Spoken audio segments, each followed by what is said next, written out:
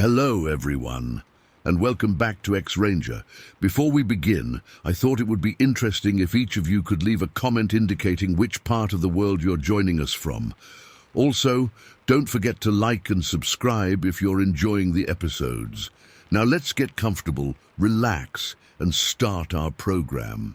Growing up in Cronulla during the 70s was different from how it is now. We lived right on the edge of Royal National Park, and back then, kids spent more time in the bush than they did in front of screens. My dad, who'd served in Vietnam, made sure I knew every trail and creek in that park before I turned 12. He believed that understanding the bush wasn't just about survival, it was about respect. My old man wasn't the typical ex-military type, though. Mum balanced things out with her spiritual side. She was an astrologer, always talking about celestial energies and checking star charts. I reckon growing up with their different perspectives helped me keep an open mind about things I couldn't explain. Bruce Campbell was my dad's hunting mate and basically became my second father. He was this weathered bloke who'd spent more time in the bush than most people spend in buildings. He knew every animal track, every bird call, and had this uncanny ability to spot things others missed. But there was one thing Bruce talked about that always got under my skin: the Yowie stories. I remember this one night when I was about 15, sitting around the campfire with Dad and Bruce. We'd been tracking some feral pigs all day without much luck. Bruce was unusually quiet that evening, just staring into the flames. Finally, he started talking about something that happened to him back in '63, near Canangra Walls. "There are things in these woods that don't make sense," he'd said, taking a long sip of his coffee. "Things that shouldn't exist, but do." He went on to describe how he'd found footprints bigger than any humans, heard vocalizations that made his hunting dogs whimper and hide, and once caught a glimpse of something massive moving through the trees at dusk. Back then, I'd written it off as just another bush tale. You know the type. Every hunter has their strange stories. But what happened to me in 1980 changed everything I thought I knew about our bush. It was early August, middle of winter. I'd organized a hunting trip with 2 mates near Wee Jasper. The weather had been unusually cold that year, and we figured the game would be moving around more, looking for food. We'd set up base camp in this small clearing about 2 hours' hike from where we'd left the cars. The first 2 days were quiet, too quiet, looking back. No wallabies, hardly any bird calls. Even the insects seemed subdued. At the time, we blamed it on the cold snap, but now I wonder if they knew something we didn't. It was on the 3rd day that everything changed. We'd started out before dawn, wanting to check some ridges we hadn't explored yet.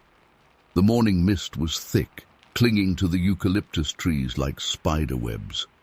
There was this smell in the air, not the usual bush smells of eucalyptus and wet earth. It was musky, almost like wet dog, but stronger, more wild. Around mid-morning, we found fresh tracks that didn't make sense. They looked almost human, but massive, easily twice the size of my boot. The stride length was incredible, probably around 6 feet between prints. My mate Dave, who'd been hunting these areas since he was a kid, just stood there shaking his head. We followed the tracks for about an hour, moving slowly, checking the wind direction constantly. That's when we heard it. A sound that still haunts me. It started as a low rumble, almost like distant thunder, but it changed into something between a gorilla's roar and a human moan. The sound echoed through the valley, making it hard to pin down where it was coming from. Then we caught movement about 60 yards ahead. At first, I thought it was a shadow playing tricks with my eyes, but as I raised my binoculars, I saw it clear as day. The creature was partially hidden behind a large eucalyptus, but what I could see made my blood run cold. It was massive. I'd estimate around 8 feet tall. The fur was this reddish-brown color, matted in some places but thick everywhere else. But it was the shoulders that really got me. They were impossibly broad, like a bodybuilder's times 2. When it turned its head slightly, I caught a glimpse of its face. The jaw was square, almost human-like, but larger, more primitive. Its eyes, I couldn't make out the color, but I could feel it watching us. None of us moved. None of us breathed. The creature just stood there, one hand resting on the tree trunk. Its fingers were long, too long for a human, with thick, dark nails. We must have stayed frozen like that for 5 minutes, though it felt like hours. Then it moved. Not toward us, thank God, but parallel to our position. Its gait was smooth, nothing like the awkward shuffle you see in those fake Bigfoot videos. Each step was deliberate, powerful. It moved like something that knew exactly what it was capable of and had no reason to fear anything in these woods. We started backing away slowly, keeping our eyes on it. The creature maintained its distance, but followed us for what must have been at least 2 kilometers. It would disappear behind trees and reappear closer or further away, but always keeping us in sight. Never aggressive, never trying to close the distance, just watching, following. The weirdest part? Despite its size, it moved almost silently through the bush. The only sounds were occasional branch snaps and that low, rumbling vocalization every few minutes. This thing knew the bush better than any human possibly could. As we got closer to our camp, it gradually fell behind. The last time I saw it, it was standing on a ridge about 100 yards away, silhouetted against the afternoon sky. It raised one arm, not in a threatening way, but more like it was acknowledging us. Then it just turned and disappeared into the tree line. We packed up camp and left immediately, not even bothering to properly secure everything. The whole drive back to Sydney, none of us said a word. What could we say? We'd seen something that shouldn't exist, something that challenged everything we thought we knew about our world. I went back to that area a few times over the years, but never saw the creature again. I'd occasionally find tracks or hear strange sounds in the distance, but nothing like that day. Bruce passed away in '92, and I never got the chance to tell him about my encounter. Sometimes I wonder if he'd seen the same creature all those years ago. The experience changed me. I still hunt, still spend time in the bush, but I'm more cautious now, more aware. There's a respect that comes with knowing you're not at the top of the food chain, even if you can't explain what is. I've never told this story publicly before. My wife knows, and now my grandson's questions have got me thinking about it again. I know how it sounds. Believe me, if someone had told me this story back in the 70s, I would have laughed it off. But I know what I saw that day. We all did. The Australian bush holds secrets that go back tens of thousands of years. The Aboriginal people have their own stories about similar creatures, stories that were passed down long before Europeans arrived. Maybe they knew something we're only starting to understand. These days, whenever I hear people dismissing Yowie stories or laughing about Bigfoot sightings, I just stay quiet. Because unless you've stood there, unless you've looked into those eyes and felt that primal fear mixed with awe, you can't understand. There are things in this world that don't fit into our neat categories. Things that remind us how little we actually know. That day in 1980 taught me that sometimes the old stories, the ones we dismiss as myths or legends, might have more truth to them than we're willing to admit. I don't know what that creature was, or if it's still out there in the bush, but I know what I saw, and that's enough for me. So, story 2. It was just a normal Friday night in Pine Grove, Tennessee. My wife was at her sister's baby shower in Nashville, so I was having a movie night with our kids, Tommy, 8, and Sarah, 6.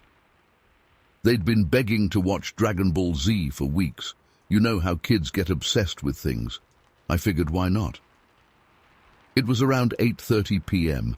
and we were all squeezed together on our old brown leather couch in the living room, surrounded by blankets and probably too much popcorn. The house was pretty quiet except for the TV. We live in a wooded area just outside town, so there's usually not much noise at night except crickets and the occasional owl. The kids were totally wrapped up in the show. I remember it was one of those episodes where they're powering up and yelling a lot. Tommy kept trying to imitate the voices, making Sarah giggle. That's when I felt it.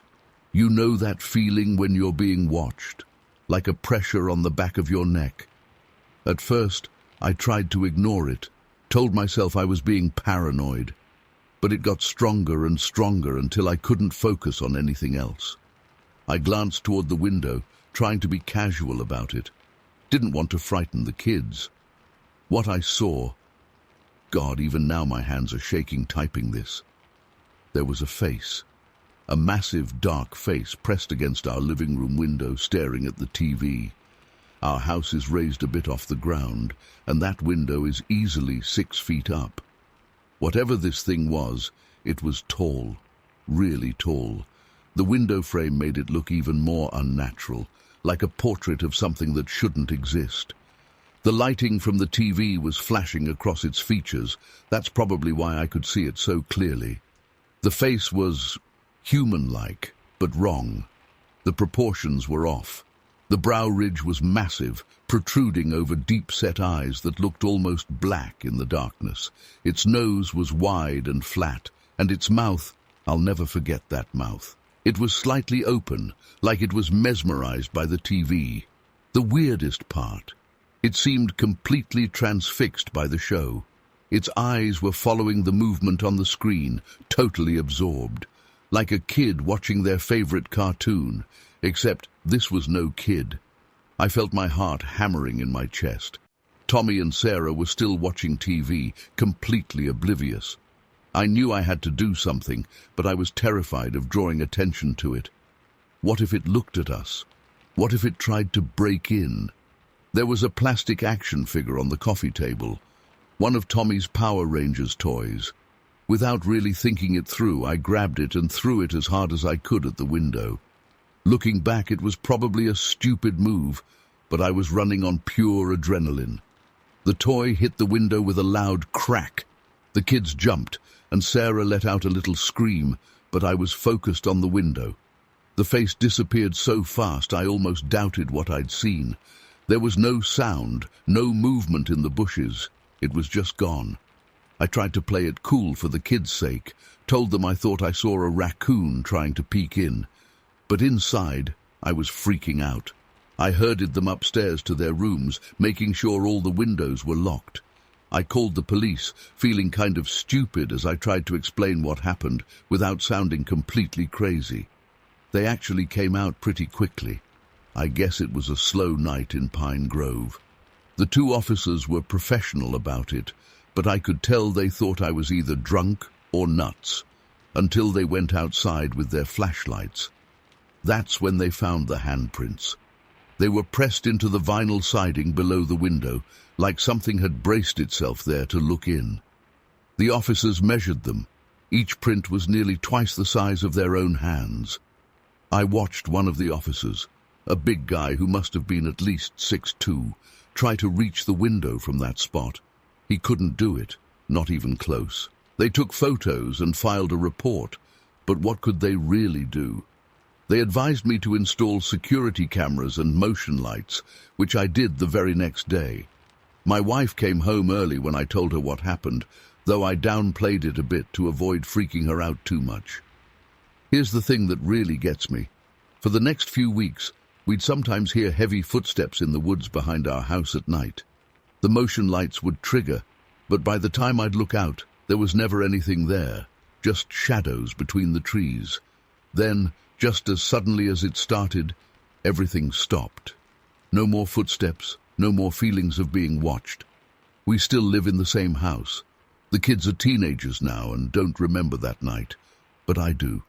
I've never seen anything like it again, but I've installed every security measure I can think of.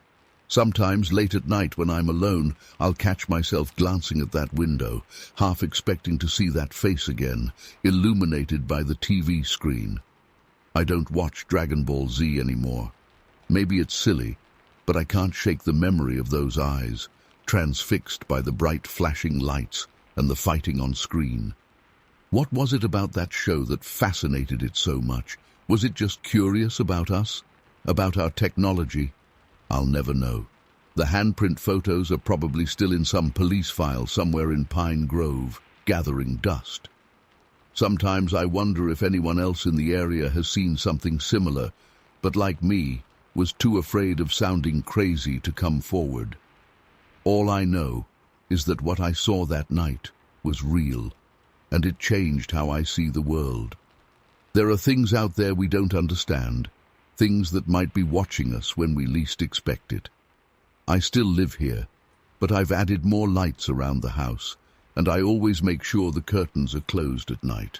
Call it paranoid if you want, but when you've seen what I've seen, well, you don't take chances, especially not with your family's safety. Story 3. It started in early March. I was driving home from my usual afternoon walk in this small valley area I'd discovered. It's got this beautiful creek running through it and lots of wildlife. The sun was setting, and I was about half a mile from the wildlife sanctuary entrance when something caught my eye crossing the road ahead. At first, I thought it was a regular mountain lion. We get those around here sometimes. But as I got closer, my brain couldn't process what I was seeing. This thing was massive, way bigger than any cougar I'd ever encountered in my 40-plus years of living in Washington. I slowed down, keeping about 200 feet between us. The cat was at least twice the size of a normal mountain lion, with muscles rippling under its coat. Its shoulder height alone must have been around 4 feet. I'm not some teenager making up stories. I've been hunting and hiking these areas since the 70s. I know what our local wildlife looks like. This wasn't normal.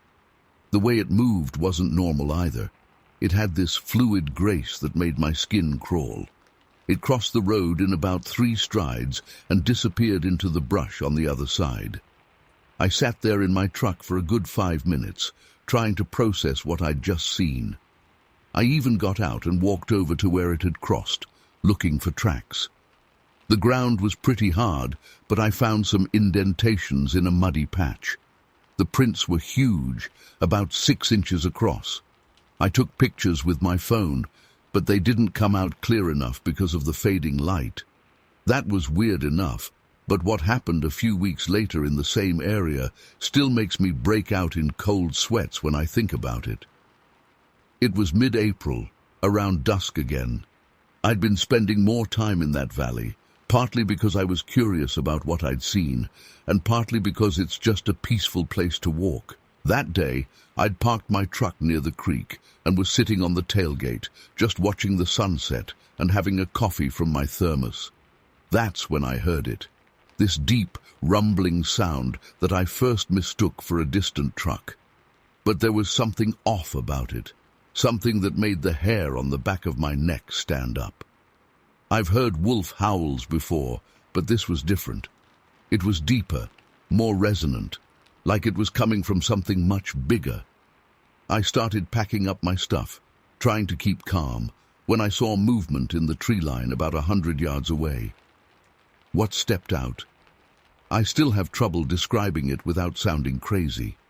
It was a wolf, but it was all wrong. The shoulder height alone was easily 5 feet. Its head was massive, and even from that distance, I could see its eyes reflecting the dying sunlight. I froze, completely froze. Every instinct was screaming at me to run, but I couldn't move. The creature just stood there, staring in my direction. It wasn't acting aggressive, but there was an intelligence in its gaze that felt uncomfortably human. After what felt like hours but was probably only minutes, it turned and melted back into the forest. I could hear branches breaking under its weight as it moved away. I thought that would be the end of it. I was wrong. About a week later, my ex-wife Janet called me, hysterical. She'd been driving home from her sister's place, taking the same road past the wildlife sanctuary. It was around 11 p.m., and she said something huge had circled her car. At first, she thought it was a bear, but then she saw the shape clearly in her headlights. It was the same type of creature I'd seen, a wolf, but impossibly large. She said its head was higher than her car's hood, and she was driving our old SUV. Janet's not the type to make up stories or exaggerate. She's probably the most level-headed person I know. When she described what she saw, the size, the way it moved, the intelligent look in its eyes, I knew it was the same creature. I reported what we saw to the local wildlife authorities, but they just wrote it off as a regular wolf or mountain lion sighting. They said stress or poor lighting could make animals appear larger than they are. But I know what I saw. Janet knows what she saw. The strange thing is, after Janet's encounter, the sightings just stopped. I've been back to that valley countless times since then, hoping to see something, anything that would validate what we experienced. But it's like whatever was there just vanished as mysteriously as it appeared. I've spent hours researching similar sightings in the area, trying to find some explanation. There are Native American legends about giant wolves and supernatural creatures, but I never put much stock in those stories before. Now, I'm not so sure. I still go to that valley sometimes, usually during the day now. Everything looks normal. The creek still flows, deer still graze, birds still sing. But something feels different. It's like knowing there's another layer to reality that most people never see, and once you've seen it, you can't unsee it. Some nights, when I can't sleep, I find myself thinking about those encounters. What were those creatures? Where did they come from, and where did they go? I've been a rational person all my life, but these experiences have shaken my understanding of what's possible. I'm sharing this now because I need to know if anyone else has seen something similar. Sometimes I wonder if I'm crazy, but then I remember, Janet saw it too, and somewhere out there in the valleys and forests of eastern Washington, something exists that shouldn't be possible.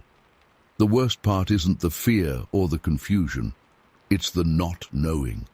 Not knowing if these creatures are still out there, what they are, or if I'll ever see them again. Every time I drive past that valley at dusk, I find myself scanning the tree line, both hoping and dreading to catch another glimpse of something that would prove I'm not crazy. Story 4. I've been hesitating to share this for over a decade now. What happened that day at Lake Ramona in 2013 still haunts me, and I've spent countless nights trying to rationalize it. I'm a hobby photographer, nothing special, just a guy who loves capturing nature and family moments. That's actually what brought us to the lake that day. My wife Sarah was 7 months pregnant with our daughter, and we wanted to take some family photos with our son Tyler before the baby arrived. It was mid-September, and Idaho was showing off its fall colors. I'd heard Lake Ramona was gorgeous that time of year, with all the trees turning golden and red. Plus, it wasn't as crowded as some of the more popular spots around Gainesville. I figured it would be perfect for the intimate family photos we wanted. We arrived around 2 p.m. The weather was perfect, slightly overcast, which any photographer knows is ideal for outdoor shots.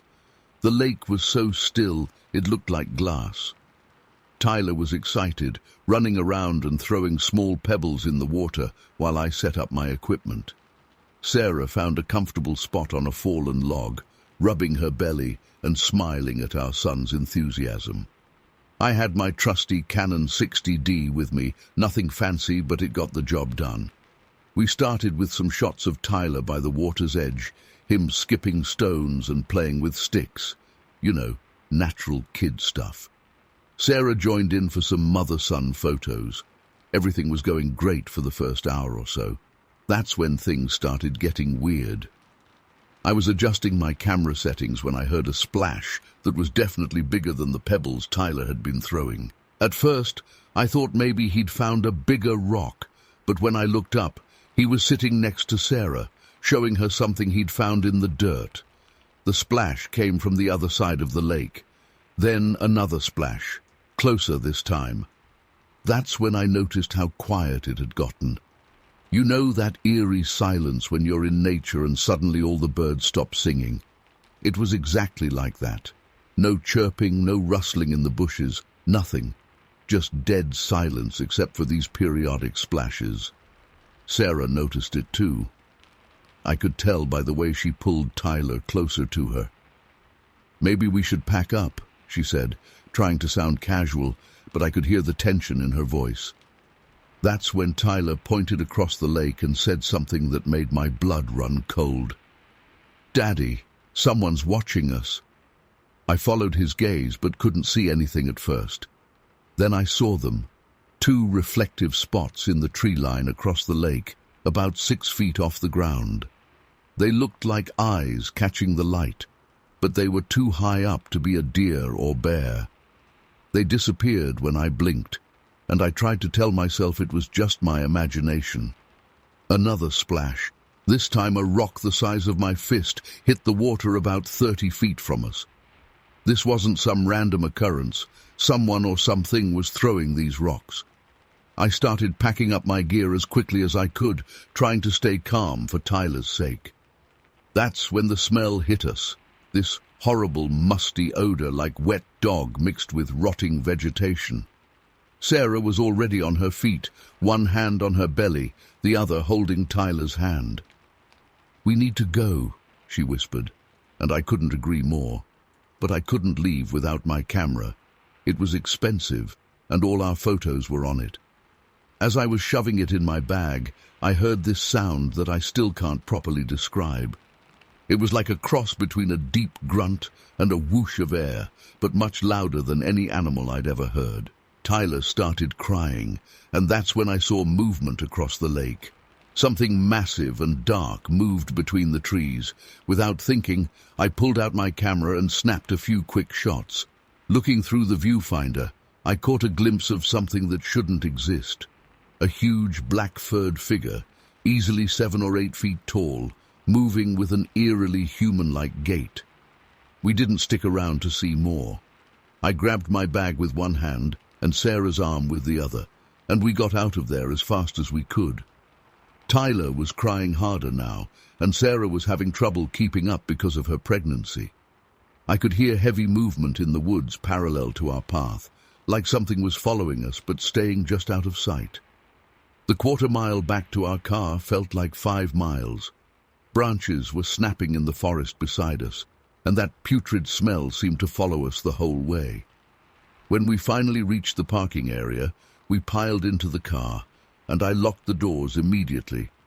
As I started the engine, I swear I saw something massive duck behind a large pine tree at the edge of the lot. I broke several speed limits getting us home that day. We were all silent during the drive, except for Tyler's occasional sniffling. Sarah held his hand from the front seat, while I kept checking the rearview mirror, half expecting to see something following us. That night, after Tyler was in bed and Sarah was resting, I finally worked up the courage to look at the photos. Most of them were normal, just our happy family shots from before everything went wrong. But then I found the ones I took at the end. My hands were shaking so badly that most of them were blurry, but one was clear enough. There, partially hidden behind a tree, was a massive figure covered in thick black fur. Its proportions were all wrong for a bear, the arms too long, the posture too upright, and its eyes. They were exactly where Tyler had pointed, reflecting the light, just like we'd seen. I've never shared these photos publicly. Part of me wants to delete them and pretend that day never happened, but I can't. They're the only proof I have that I'm not crazy, that what we experienced was real. Sarah and I agreed not to talk about it much, especially around Tyler, but he still occasionally mentions the big man in the trees from that day. We never went back to Lake Ramona. Sarah gave birth to our daughter 2 months later, and we eventually moved closer to town. I still do photography, but now I stick to well-populated areas and never shoot alone. Sometimes when I'm editing photos in my office late at night, I'll catch myself staring at that one clear shot from that day, trying to make sense of what I'm seeing. I know how this sounds. Before that day, I would have dismissed anyone telling a story like this as either lying or confused, but I know what we saw. I know what I captured on camera. Whatever was watching us at Lake Ramona that day wasn't human, and it wasn't any known animal either. I don't know if it was what people call Bigfoot or something else entirely, but it was real, and it was intelligent enough to try to drive us away from its territory. The weirdest part. A few weeks after the incident, I tried to find information about Lake Ramona online, looking for similar stories or experiences, but I couldn't find anything. No similar encounters, no warnings, nothing. It's like whatever happened that day was just for us, a private performance of something impossible. I still take pictures, but now I always get this knot in my stomach when I look through my viewfinder in nature. Part of me is afraid that one day I'll lower my camera and see those eyes again, watching me from the trees. Some things once seen can't be unseen, and some experiences change you forever. That day at Lake Ramona was one of them. Story 5. It was the fall of 1997, and we lived on my grandparents' cattle farm in Louisiana. The kind of place where everyone knows everyone, and nothing much ever happens. Our house was this old 2-story building that had been in the family for generations. My bedroom was upstairs, but I spent most evenings in the kitchen with my grandmother while she cooked dinner. That night started like any other. I was sitting at the kitchen counter, swinging my legs on the tall stool, watching the full moon rise over the pasture through our big kitchen window. We had about 40 head of cattle back then, and I could see their shapes moving around in the moonlight. The window faced east, overlooking the Maine grazing field that stretched for about half a mile before hitting the tree line. I remember it was unusually quiet. Normally, you'd hear all sorts of sounds: crickets, frogs from the nearby creek, the occasional lowing of cattle. But that night, there was this heavy silence that I didn't understand at the time, but now recognize as that eerie quiet that comes before something bad happens. Even at 6, I sensed something wasn't right. The cattle were acting strange too. Instead of being spread out across the field like usual, they were clustered together, moving in this tight group. At first, I thought maybe they were just heading to the water trough, but then I noticed they were moving too fast, too frantically. That's when I saw it. There was this thing following the herd. At first, I thought it was just a shadow, maybe from one of the old oak trees that dotted the pasture. But shadows don't move against the moon. This thing did. It was running on all fours, keeping pace with the cattle, but something about its movement was wrong. It wasn't like a dog or a coyote. Its gait was awkward, unnatural, like it wasn't meant to run that way. I remember pressing my face against the window, trying to get a better look. My breath fogged up the glass, and I had to keep wiping it away with my sleeve. The creature was dark, covered in what looked like thick fur, but it wasn't a solid black. It had this sort of mottled appearance in the moonlight, darker in some places than others. Then it did something that made my blood run cold. It stood up, just rose up on its hind legs, like it was the most natural thing in the world. It must have been at least 7 feet tall. Its arms, if you could call them that, hung down past its knees, ending in what looked like hands, not paws. But it was the head that really got me. It had this long, wolf-like snout, but the proportions were all wrong.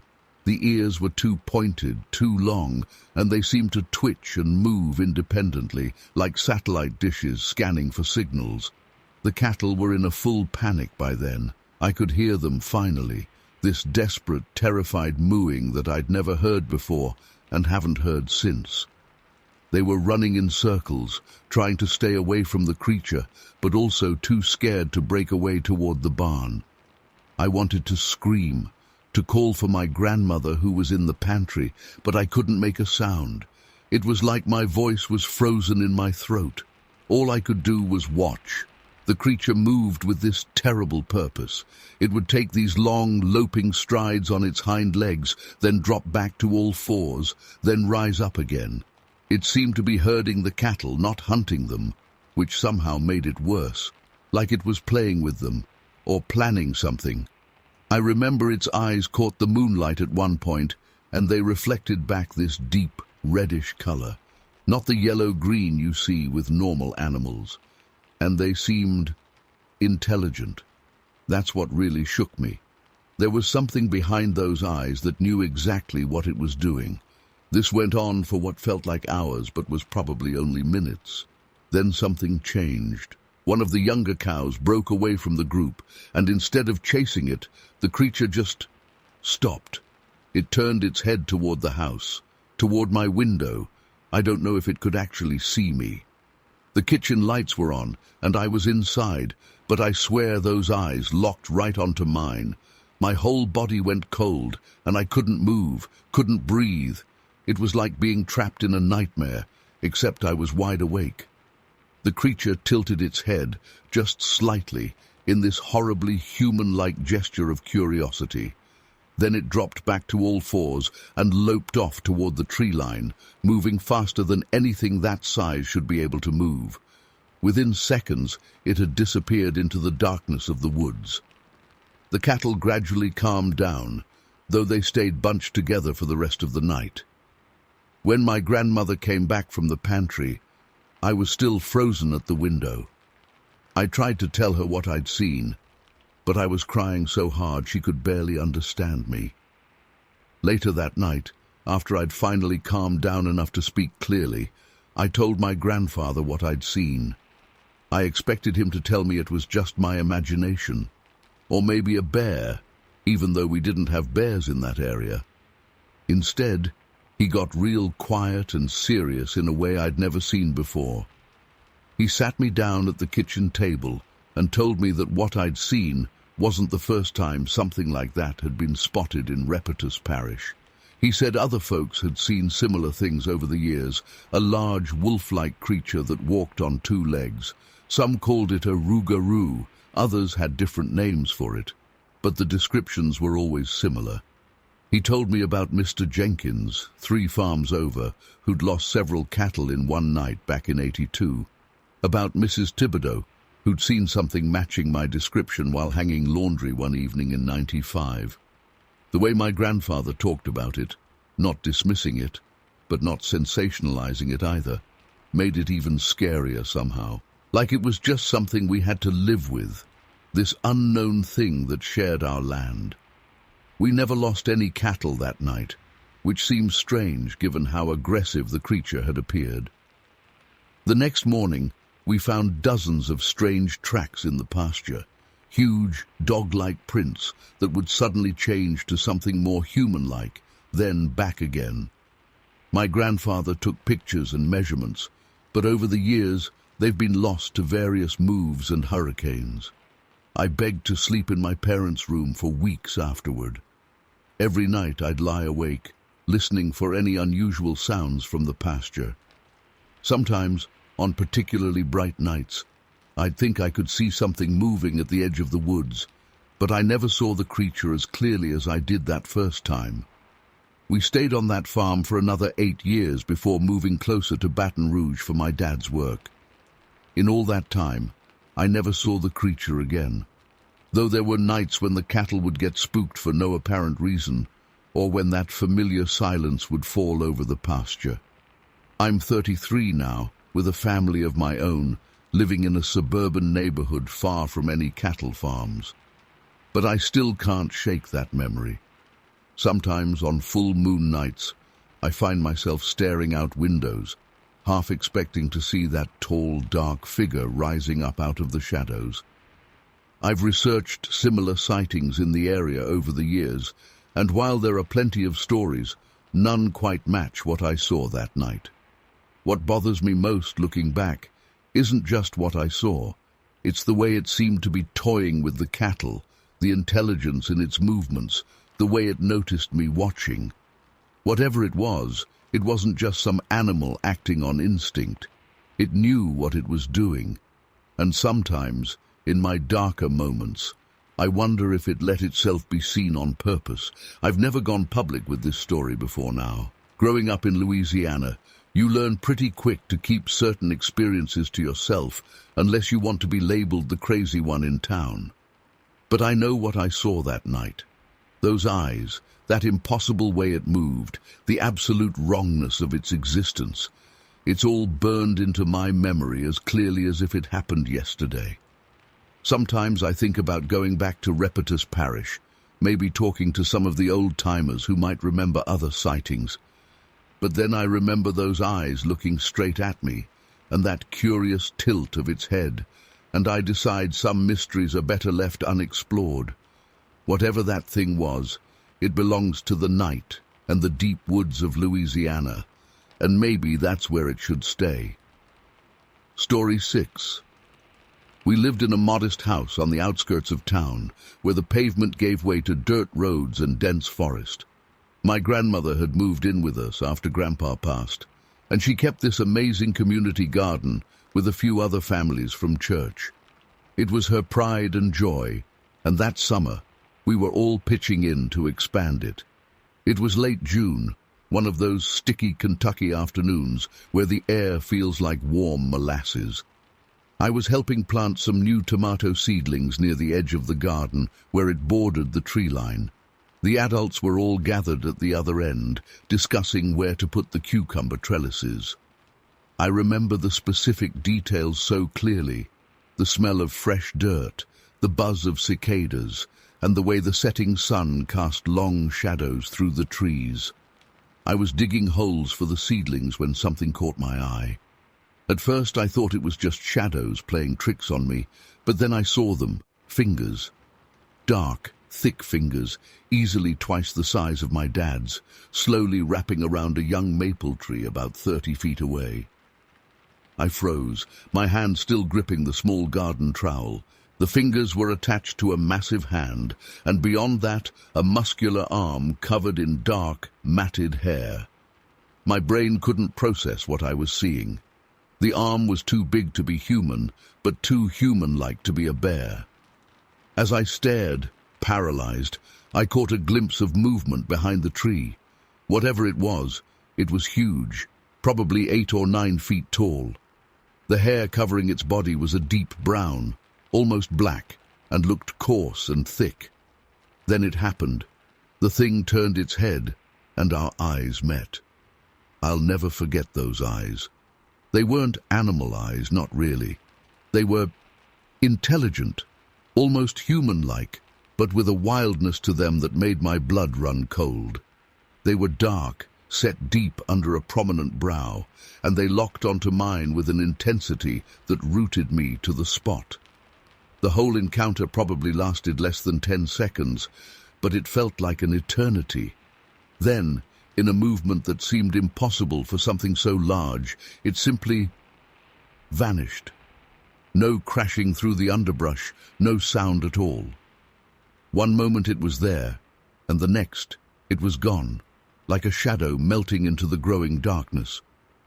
I remember dropping the trowel and running back to the adults, trying to explain what I'd seen through tears and gasps.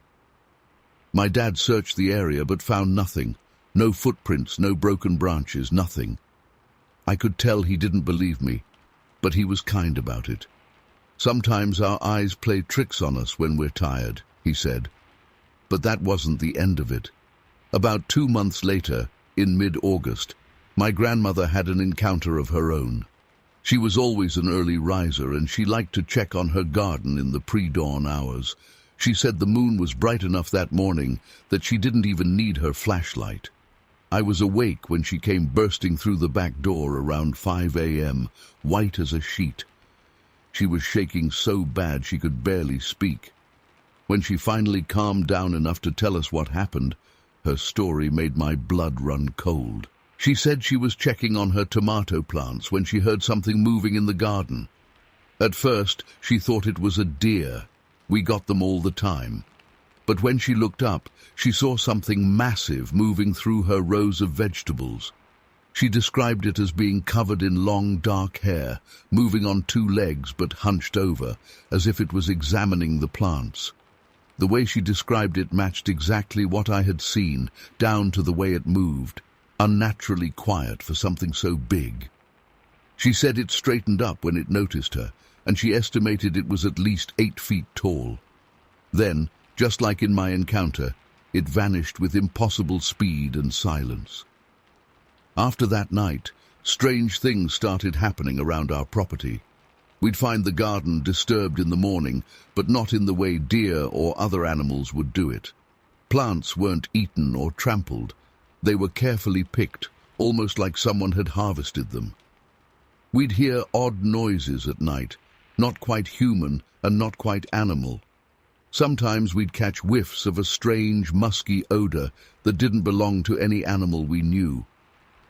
The final incident happened about a week after my grandmother's encounter. I woke up in the middle of the night to a sound outside my window. My bedroom was on the 2nd floor, and there was a large oak tree about 10 feet from the house. As I lay there in the dark, I heard what sounded like heavy breathing and the creak of branches under significant weight. Something told me not to move, not to look, but I couldn't help myself. Ever so slowly, I turned my head toward the window. The moon was bright that night, and what I saw silhouetted against it will stay with me forever. A massive shape was perched in the oak tree, balanced impossibly on branches that should have snapped under such weight. I could make out the outline of broad shoulders, long arms, and that same coarse hair covering its body. It was watching our house. I lay there, perfectly still, hardly daring to breathe. After what seemed like hours, but was probably only minutes, it climbed down with an agility that defied its size. Again, there was that impossible silence. No cracking branches, no heavy footfalls, just a soft rustling of leaves. That was the last time I saw it. The garden disturbances stopped, the strange noises ceased, and the mysterious odor never returned. It was as if whatever had been studying us had learned what it wanted to know and moved on. Over the years, I've tried to rationalize what happened that summer.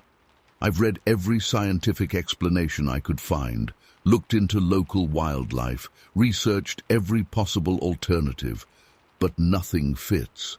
Nothing explains what my grandmother and I saw. Nothing explains how something so large could move so silently, or how it could vanish so completely. I still live in Kentucky, though not in McCreary County anymore. Sometimes when I'm working in my own garden, I'll get a prickly feeling on the back of my neck, like I'm being watched. And for just a moment, I'm 12 years old again, staring into those dark, intelligent eyes at the edge of the forest. I know how this story sounds. If someone else told it to me, I'd probably be skeptical too. But I know what I saw. My grandmother knew what she saw. And sometimes late at night, I wonder if it's still out there, watching from the shadows of the forest, studying us just as we've spent decades studying it. What haunts me most isn't the fear I felt in those moments. It's the intelligence I saw in those eyes. Whatever it wasn't just some animal. It was something more, something that seemed to be just as curious about us as we were terrified of it. And maybe that's the most unsettling part of all. The idea that something could exist in our woods, something so close to human but not quite, something that's managed to remain hidden despite all our attempts to find it. I've never gone camping since then. I don't hike in remote areas, and I never garden after dusk. Some might call it paranoia, but they weren't there. They didn't see what I saw. They didn't feel the weight of those eyes watching them, didn't experience the impossible silence of something that big moving like a shadow. The official records will tell you there's no evidence of any unknown primates in Kentucky. They'll tell you it's all myths and misidentifications, but I know better. And sometimes when I hear about other sightings in the Appalachians, I wonder if it's the same creature, still out there, still watching, still studying us from the shadows of the forest. Story 7. I'm a 61-year-old veteran, been living in Charleston most of my life. After serving, I worked at the port until retirement. Nothing in my military career or civilian life prepared me for what I saw last summer. It was July 14th, 2019. I remember the date clearly because I was coming back from my grandson's birthday party in Columbia. My daughter had insisted I stay for cake, so I ended up leaving much later than planned. The drive usually takes about 2 hours, but at night, with less traffic, it's quicker. Around 1:30 a.m., I was on Highway 71, in that stretch where there's nothing but fields and forests on both sides. The moon was full that night, bright enough that I could see the tall grass swaying in the breeze. I had the radio on low, some old country station, just trying to stay alert. That's when I first noticed something wasn't right. In my headlights, I caught movement in the grass about 50 yards ahead. At first, I thought it was a deer. We get plenty of those around here. I slowed down a bit like you're supposed to, but as I got closer, I realized whatever it was stood upright. My first thought was that some poor soul had broken down and was trying to wave down help. But something felt off. The proportions weren't right. This thing was tall, really tall, had to be at least 7 feet, maybe more. I slowed down even more, now doing maybe 35 mph. That's when it stepped onto the shoulder of the road, and I felt my blood turn to ice. The security training from my military days kicked in. I hit the brakes, but not too hard, kept both hands on the wheel, tried to stay calm and assess the situation. This wasn't a person. The body was covered in thick black hair, not like fur, more like human hair, but coarser, denser. The moonlight caught it in a way that made it look almost blue-black. Its muscles, God, the muscles. They moved under that hair like ropes. The arms were too long, hanging down past its knees. I'm not a small guy, served 20 years in the military, still work out 3 times a week. But this thing made me feel tiny. Its shoulders had to be twice as wide as mine. The way it moved, it wasn't lumbering like a bear. It was fluid, purposeful. When it turned to face my car, I saw its eyes catch the headlights. They reflected yellow-orange, like a cat's eyes, but bigger, set deep under a heavy brow ridge. The face wasn't quite human, wasn't quite ape, something in between that my brain couldn't process. Then it did something that still haunts me. It took 3 steps toward my car, not walking, but covering ground in this smooth, athletic way that nothing that size should be able to move. Each step had to cover at least 6 feet. I could hear the gravel crunching under its feet over my idling engine. My hands were sweating on the steering wheel. Every instinct was screaming at me to floor it, but I knew better. You don't make sudden moves in threatening situations. That's basic survival training. But this thing was getting closer, and I could now smell something like wet dog mixed with something musty and wild. It stopped about 15 feet from my driver's side window. Just stood there, breathing. I could see its chest moving. The breath came out in visible puffs despite the summer heat.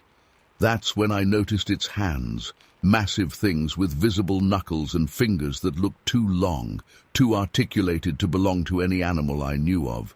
For what felt like forever but was probably only seconds, we just stayed like that. Me in my car, this thing standing there, sizing each other up. Then it did something that made my skin crawl.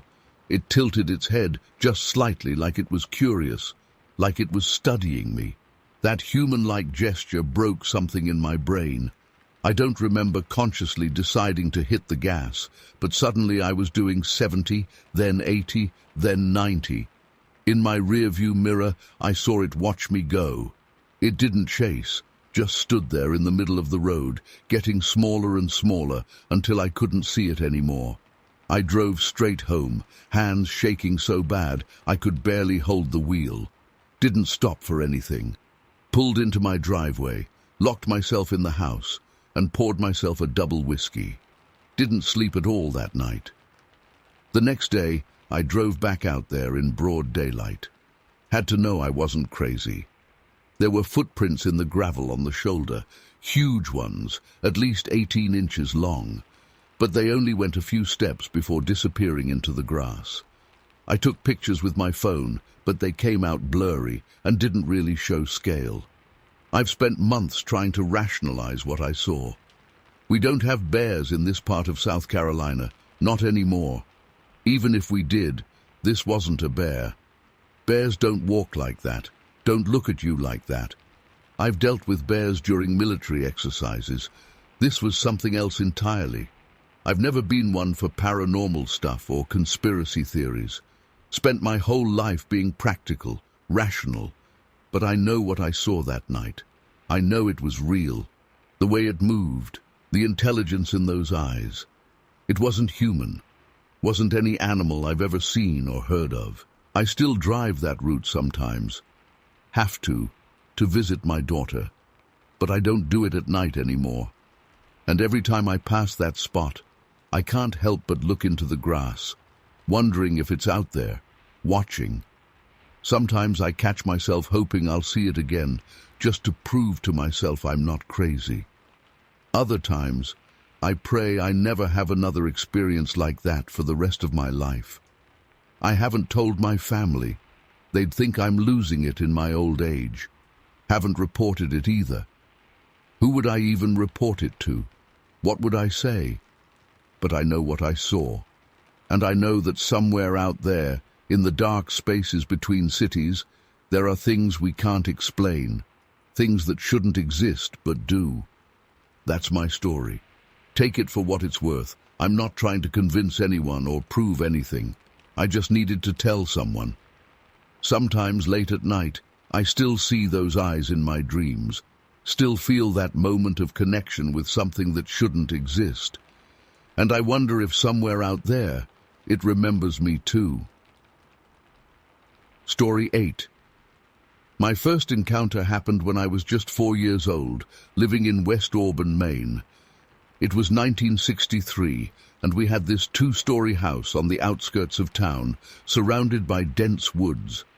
My bedroom was on the 2nd floor, with a large window overlooking the backyard and the tree line beyond.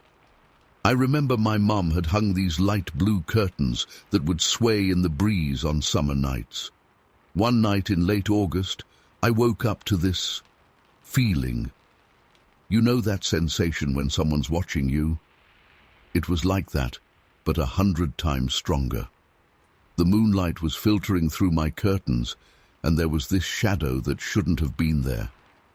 At first, I thought it was just the tree branches, but then the shadow moved. I'll never forget what I saw when I looked at that window. There was this face, this massive, terrifying face that filled the entire window frame. Our windows weren't small either. They were these big, old-fashioned ones, probably 4 feet tall. The face had these deep-set eyes that reflected the moonlight, making them appear to glow slightly. Its nose was broad and flat, and the skin looked leathery, covered in what seemed like short, coarse hair.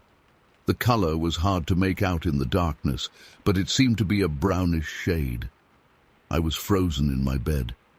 I couldn't even scream.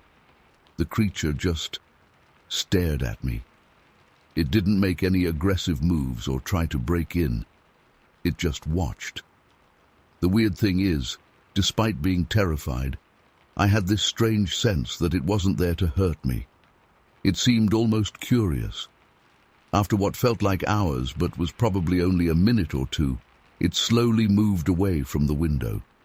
I heard the creak of branches from the old oak tree next to our house, but there was no way a normal person could have climbed down from that height. The next morning, I told my parents, but they dismissed it as a nightmare. Dad even checked around the house, but found nothing except some broken branches on the old oak tree, which he blamed on the recent storm. For years, I tried to convince myself it was just a dream. I almost succeeded too until 1979. I was 20 then, driving back from a friend's house near Sebago Lake one October evening. It was around 7:30 p.m., already dark because of the season. The road was pretty empty.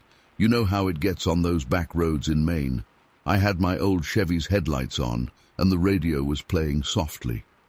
It had rained earlier, and there was still this light mist in the air that made everything look slightly blurry. I was about 5 miles from the lake when I saw something move at the edge of my headlight's reach. At first, I thought it was a moose. We get them all the time around there. But as I got closer, I realized this was something entirely different. Standing there, right at the edge of the road, was this enormous figure. I'm not exaggerating when I say it was at least 8 to 10 feet tall. Its entire body was covered in this golden brown fur that looked almost wet from the mist. The build was massive, shoulders probably twice as wide as a large man's, with long, powerful-looking arms that hung down past its knees. But what made my blood run cold was its face. It was the same face, the exact same face I'd seen outside my window 16 years earlier. Those same eyes, that same broad, flat nose, only this time I was seeing the whole creature. I instinctively hit the brakes, and my car skidded slightly on the wet road. The creature turned its head to look directly at me, and in that moment I felt that same paralyzing fear I'd experienced as a child. But there was also recognition. I know this sounds crazy, but I swear it recognized me too. For a few seconds, we just stared at each other. Then it did something that still haunts me. It slightly tilted its head, almost like a nod of acknowledgement.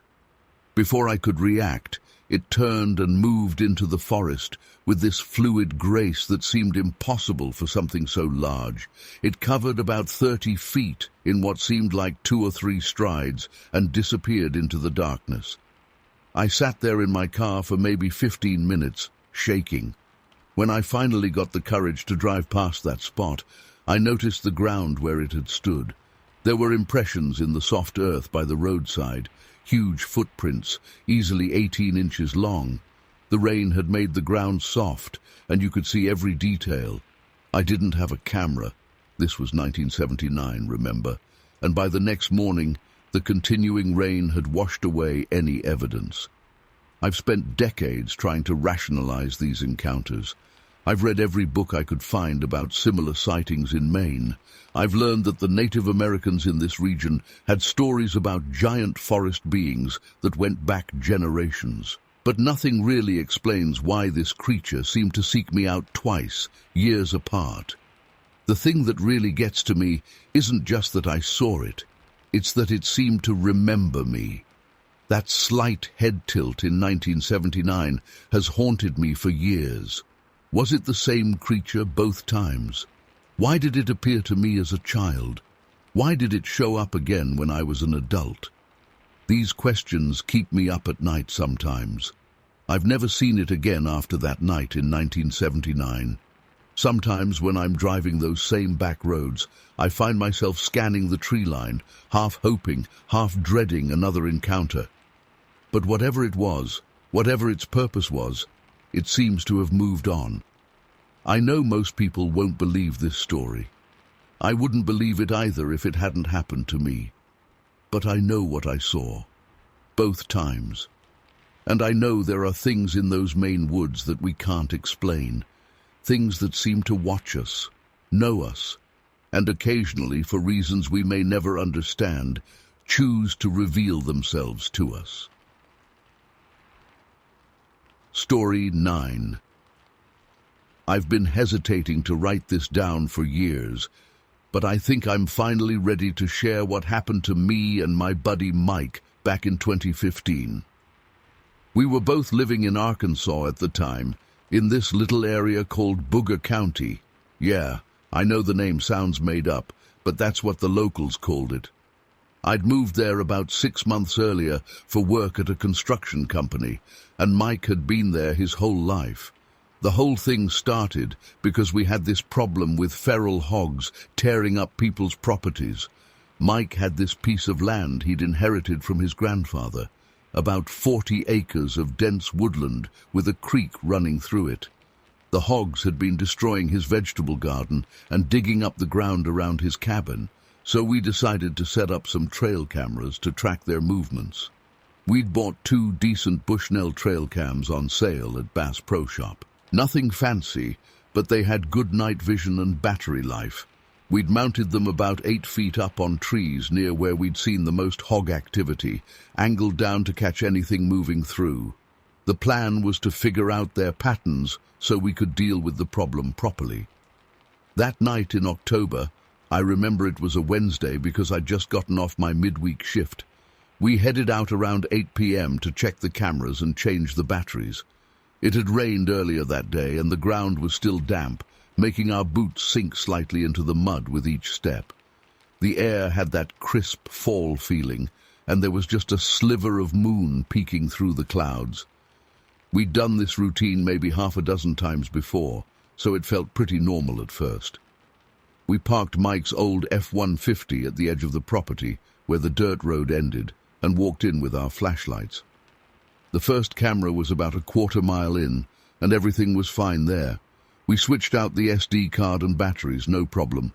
The second camera was what we called the creek camera, set up near this steep embankment that led down to the water. It was about another half-mile deeper into the property. We were almost there, maybe 50 yards away, when we heard it. I've spent my whole life outdoors. I've heard bobcats scream, coyotes howl, and all sorts of animals make their noises at night. But this was different. It started as this low, almost human-like moan that gradually built into something between a howl and a scream. But the way it modulated, that's what really got to me. It would shift pitch in a way that seemed almost deliberate, like someone playing with a synthesizer, but organic and raw at the same time. It lasted maybe 15-20 seconds, and it was coming from just beyond the creek bank. Mike and I both froze. I remember my flashlight beam starting to shake because my hand was trembling. We looked at each other, and I could see in Mike's face that he was just as freaked out as I was.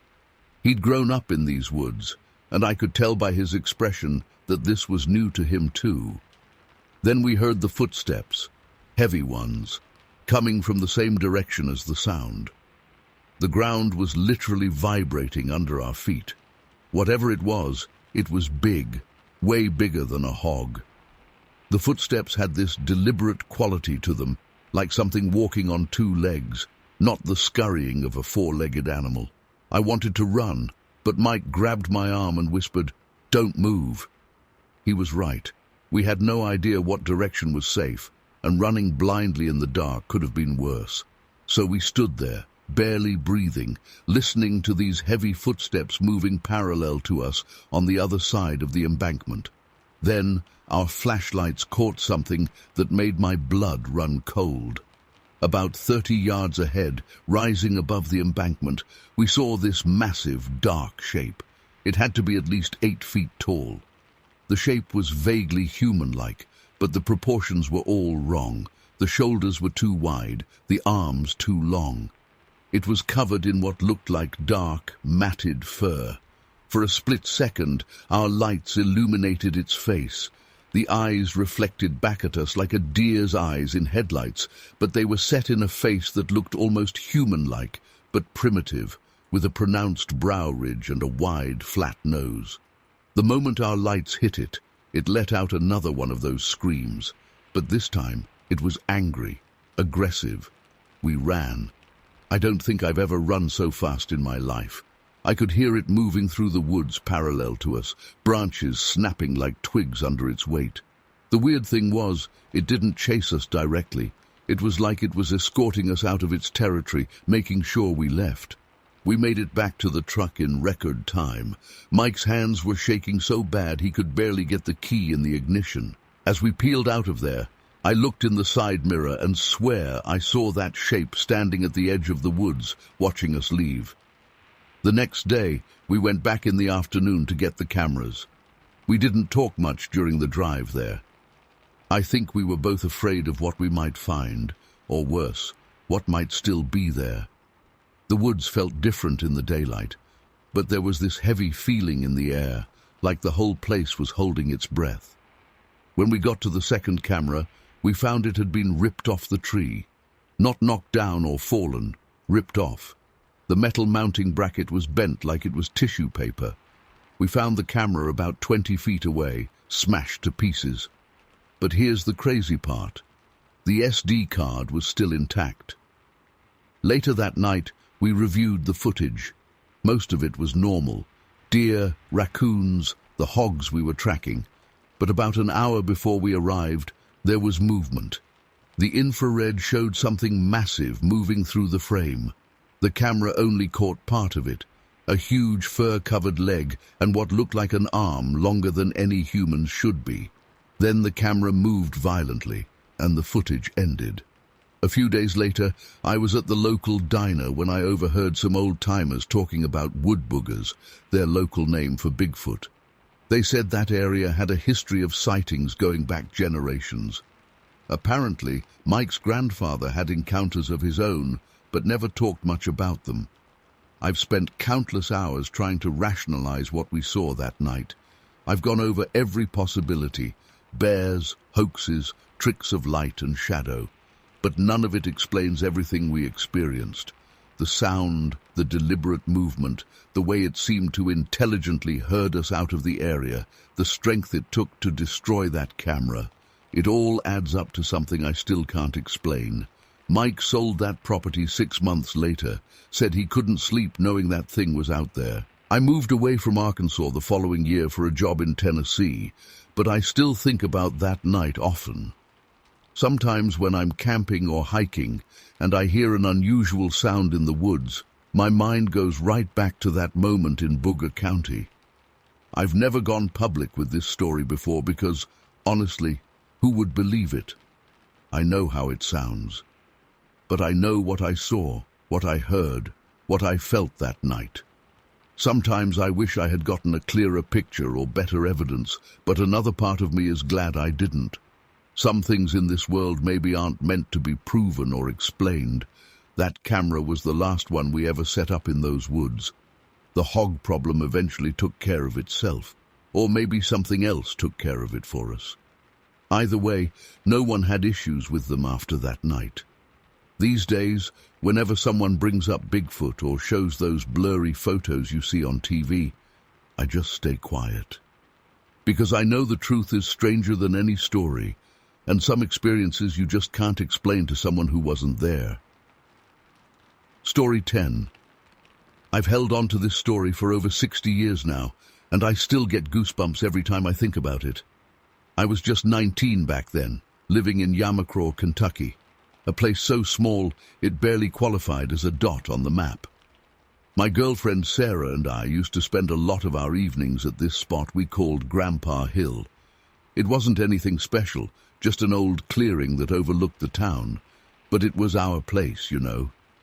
It was the summer of 1956, and things were simpler then. No cell phones, no internet, just us young folks trying to find ways to pass the time. Sarah and I had this routine where we'd meet up after dinner, usually around 7:30 when the sun was starting to set. The path up to Grandpa Hill wasn't exactly well maintained, but we knew every root and stone by heart. That particular evening started like any other. The air was thick with humidity, and the crickets were making their usual racket. Sarah was wearing this blue cotton dress she always wore for our evening walks, and I remember thinking how pretty she looked as we started up the trail. We were about halfway up when I first noticed something was off. You know that feeling when you're being watched? It started like that, just this nagging sensation at the back of my neck. I didn't say anything at first, didn't want to worry Sarah, but then I heard it. This sound of branches breaking, but not like when a squirrel or deer moves through the woods.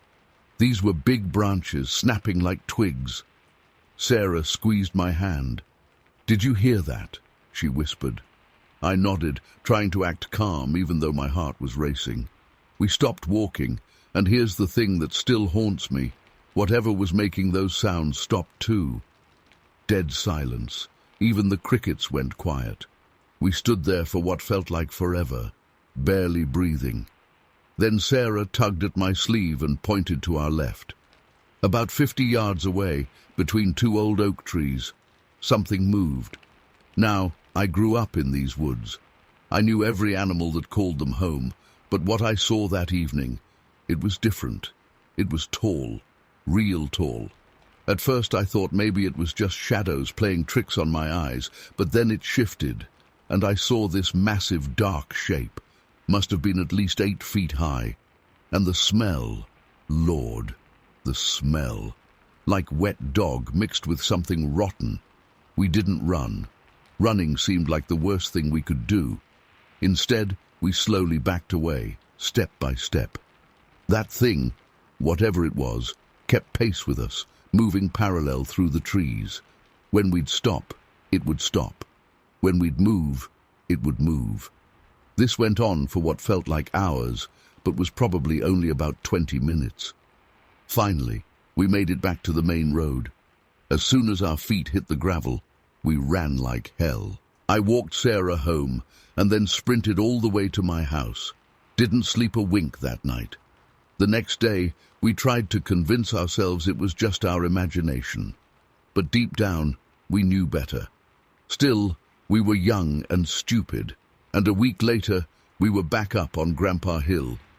Nothing happened that time, or the time after that. We started to relax, thinking maybe it was just a one-time thing. Then came the night at my Aunt May's house. She lived in this old place right under Shepherd's Cliff, about 3 miles from town. Sarah and I were visiting her because she'd been under the weather. It was getting late, probably around 9:30, when we heard the first scream. It wasn't like anything I'd ever heard before. Not quite human, not quite animal. Aunt May went pale as a sheet. "It's back," she whispered, and something about the way she said it made my blood run cold. The screams got closer, and then we heard it. Heavy footsteps on the roof. The whole house seemed to shake. Thump, thump, thump, like something massive was walking up there. The tin roof creaked and groaned under the weight. Sarah was shaking like a leaf, and Aunt May just sat in her rocking chair, clutching her rosary. I wanted to be brave, to go outside and investigate, but something in my gut told me that would be the last thing I'd ever do. The footsteps continued for about an hour. Sometimes they'd stop for a few minutes, and we'd think it was over, but then they'd start again. Finally, around 11 p.m., everything went quiet. We waited another hour before I worked up the courage to go outside with my flashlight.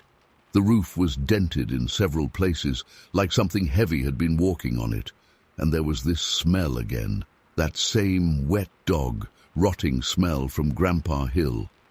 But what really got me were the scratches, deep gouges in the metal roof, like something with massive claws had been up there.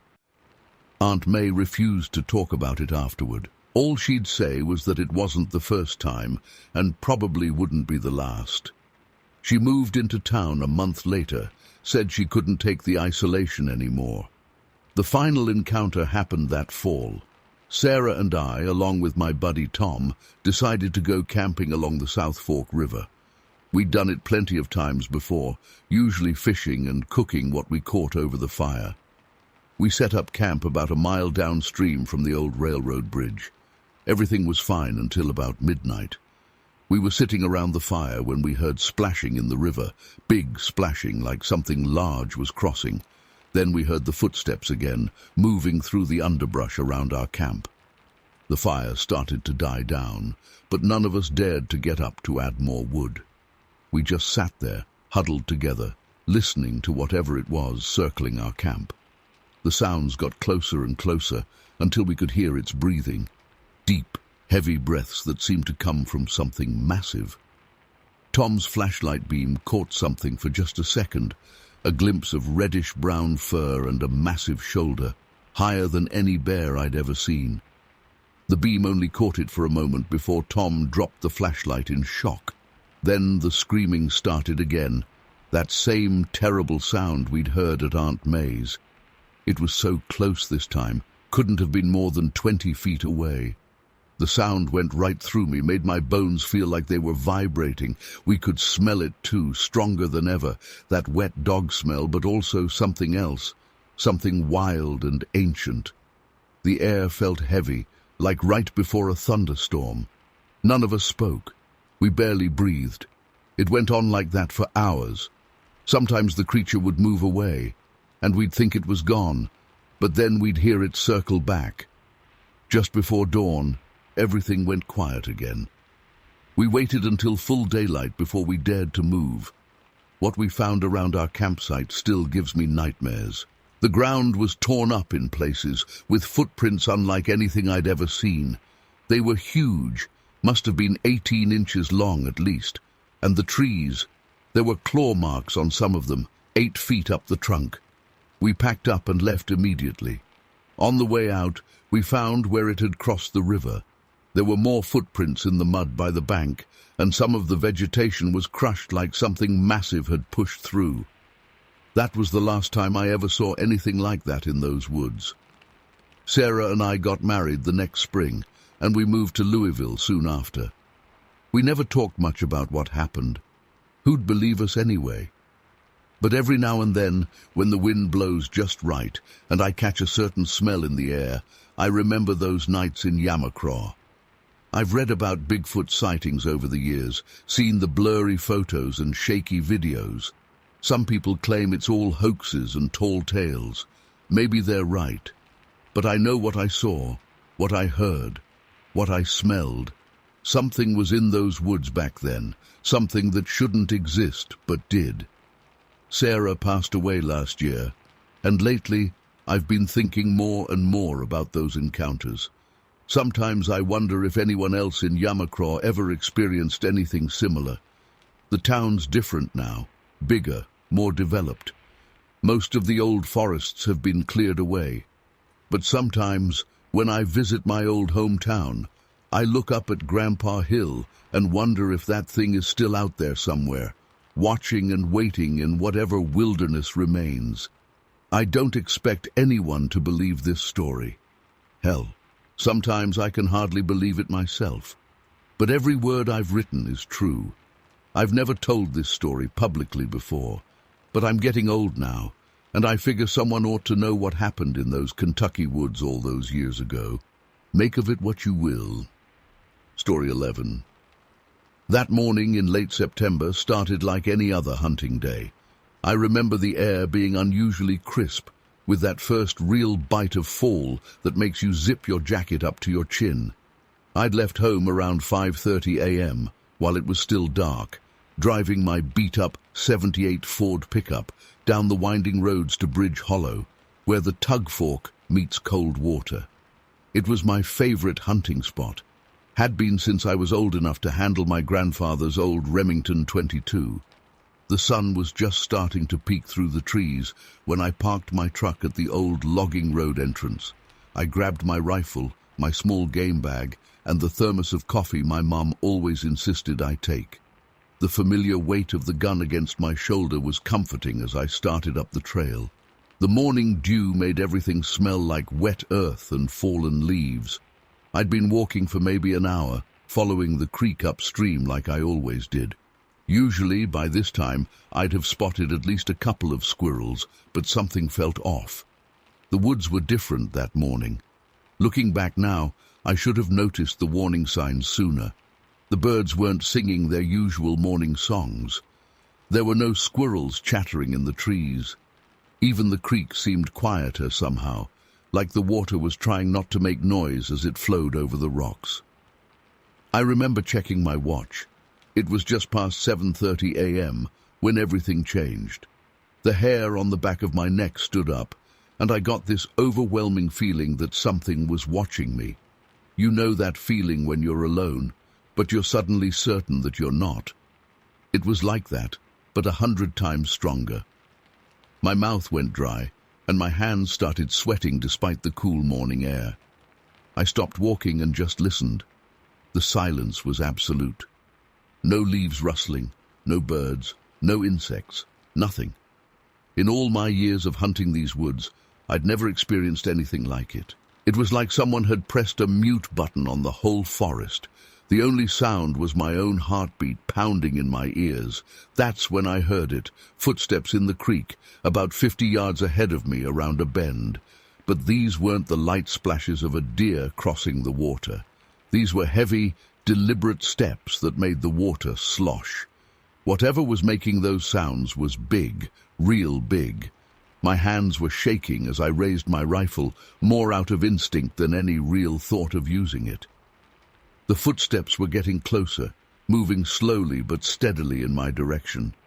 I backed up against a large oak tree, trying to make myself as small as possible while keeping my eyes fixed on the bend in the creek where the sounds were coming from. Through a gap in the vegetation I saw it. First, just a movement, something dark brown moving through the trees. Then a head emerged into a clearer view, and my blood turned to ice. It was massive, easily larger than any human head I'd ever seen, covered in dark, matted fur. The creature was moving through the creek, its head well above the bank, which I knew was at least 8 feet high. I couldn't move, couldn't breathe. My finger was frozen on the trigger of my rifle, but I knew with absolute certainty that my little .22 would do nothing but make whatever this thing was angry. The creature paused, and I swear I could feel it sensing me. It turned its head slightly, and though I couldn't see its eyes clearly through the foliage, I knew it was looking right at me.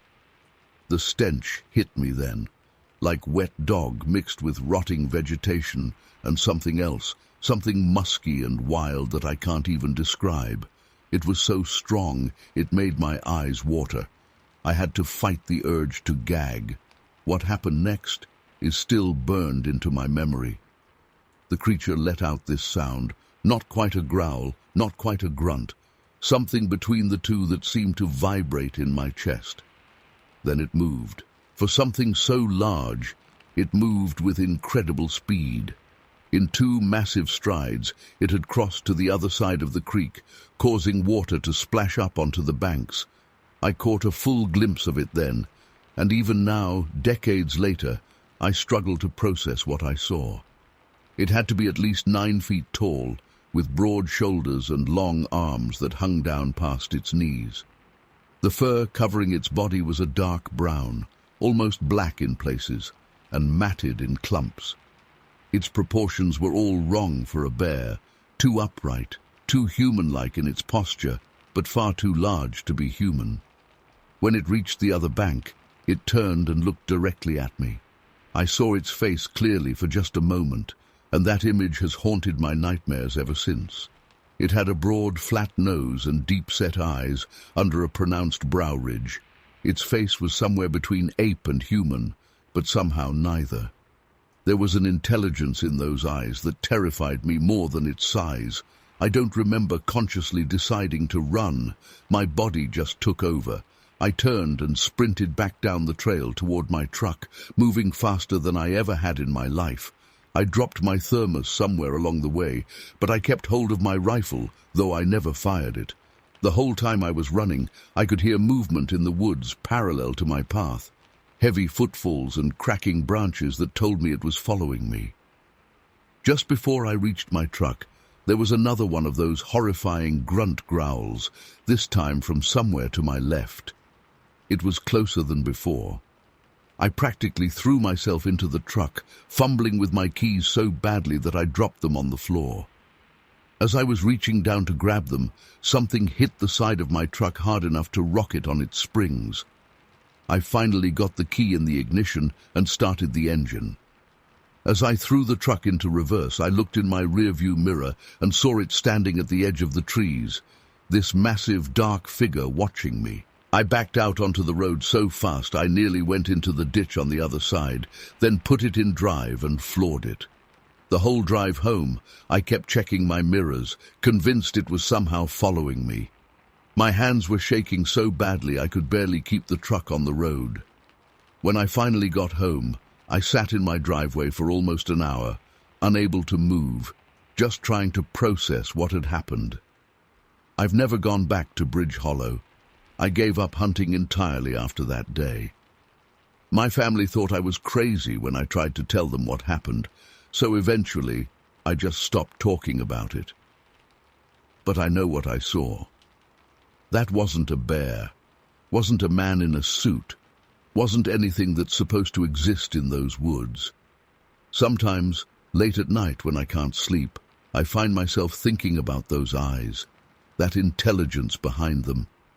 Whatever I encountered that day, it wasn't just some animal. It knew exactly what it was doing. It was territorial, yes, but it was also curious. It could have easily caught me if it wanted to, but it chose to just frighten me away. The strangest part? A week later, I found my thermos on my front porch early one morning. It was dented and scratched, but it had been deliberately placed there, standing upright. I never told anyone about that part. Who would believe me? I still live in Kentucky, but I moved away from Rockcastle Fork years ago. I've heard other stories since then, whispered accounts of similar encounters in those hills. But I've never shared my full story until now. I don't expect everyone to believe me, but I know what I experienced that morning. Those woods hold secrets, and sometimes those secrets have 9-foot-tall dark brown fur and eyes that are far too intelligent for comfort. Story 12. It was early February, and we'd planned this big cookout. Well, as big as you could get with 8 people. Tom had this whole pig he wanted to roast, and everyone was excited because, let's face it, in the middle of a Maine winter, any excuse for a party was welcome. The cabin wasn't anything fancy, just this 2-room structure with plywood walls and these cheap plastic sheeting windows that Tom's dad had installed as a temporary fix, maybe 5 years prior, the kind that crinkles loud when the wind hits it. The day started normal enough. We arrived around noon, me, Tom, his girlfriend Sarah, my date Linda, who I'd just started seeing, and 2 other couples from work. The guys immediately got to work setting up the pig roast, while us girls got the inside sorted. It was freezing out, probably around 15 degrees, but we had this ancient pot-belly stove that could heat the whole place up like a sauna once it got going. Around 4 p.m., just as the pig was starting to smell amazing, Tom suggested taking the snowmobiles out for a spin before it got dark. We had 4 sleds between us, and everyone was keen except for me and Linda. I'd pulled something in my back at work earlier that week, and Linda said she'd keep me company. Looking back, I wish I'd just popped a couple more aspirin and gone with them. The sound of the snowmobiles faded into the distance, and Linda and I settled in to wait.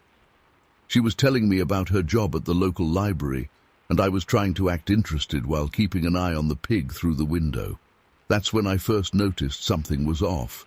It started with this smell, not the pig, something different, like wet dog mixed with something rotten. I remember thinking maybe a skunk had wandered too close to the cabin, but this was different, worse. Linda noticed it too, and wrinkled her nose. Then we heard it. This low growl that made the hair on my neck stand up. At first, I thought maybe it was a bear, even though bears should have been hibernating. But this sound, it wasn't like any bear I'd ever heard, and growing up in Maine, I'd heard plenty. It was deeper, almost like it was coming through something electronic, but we didn't have electricity out there. Linda grabbed my arm and whispered, "What was that?" Before I could answer, something slammed into the side of the cabin. The whole structure shook, and some dishes fell off the counter and shattered. We both jumped up, and I grabbed the old rifle Tom kept above the door. Fat lot of good it did us, since it wasn't even loaded. The growling got louder, and then we heard this scream. God, that scream! It started low and built up to this pitch that made my teeth hurt. It wasn't human, wasn't animal. At least not any animal I knew. Linda started crying, and I pushed her behind me, backing us both away from the walls. That's when we saw the first claw. It came right through the plastic window like it was tissue paper. This massive dark hand with claws longer than my fingers. The plastic made this horrible crinkling sound as the creature pulled back, leaving 5 perfect slashes in the sheeting. The cold air rushed in, bringing with it that awful smell, stronger now. We could hear it moving around the cabin, its footsteps heavy in the snow. Every few seconds, it would hit another wall or window. The thing seemed to know exactly where we were. Every time we moved to a different corner, the attacks would follow us. It was hunting us, playing with us.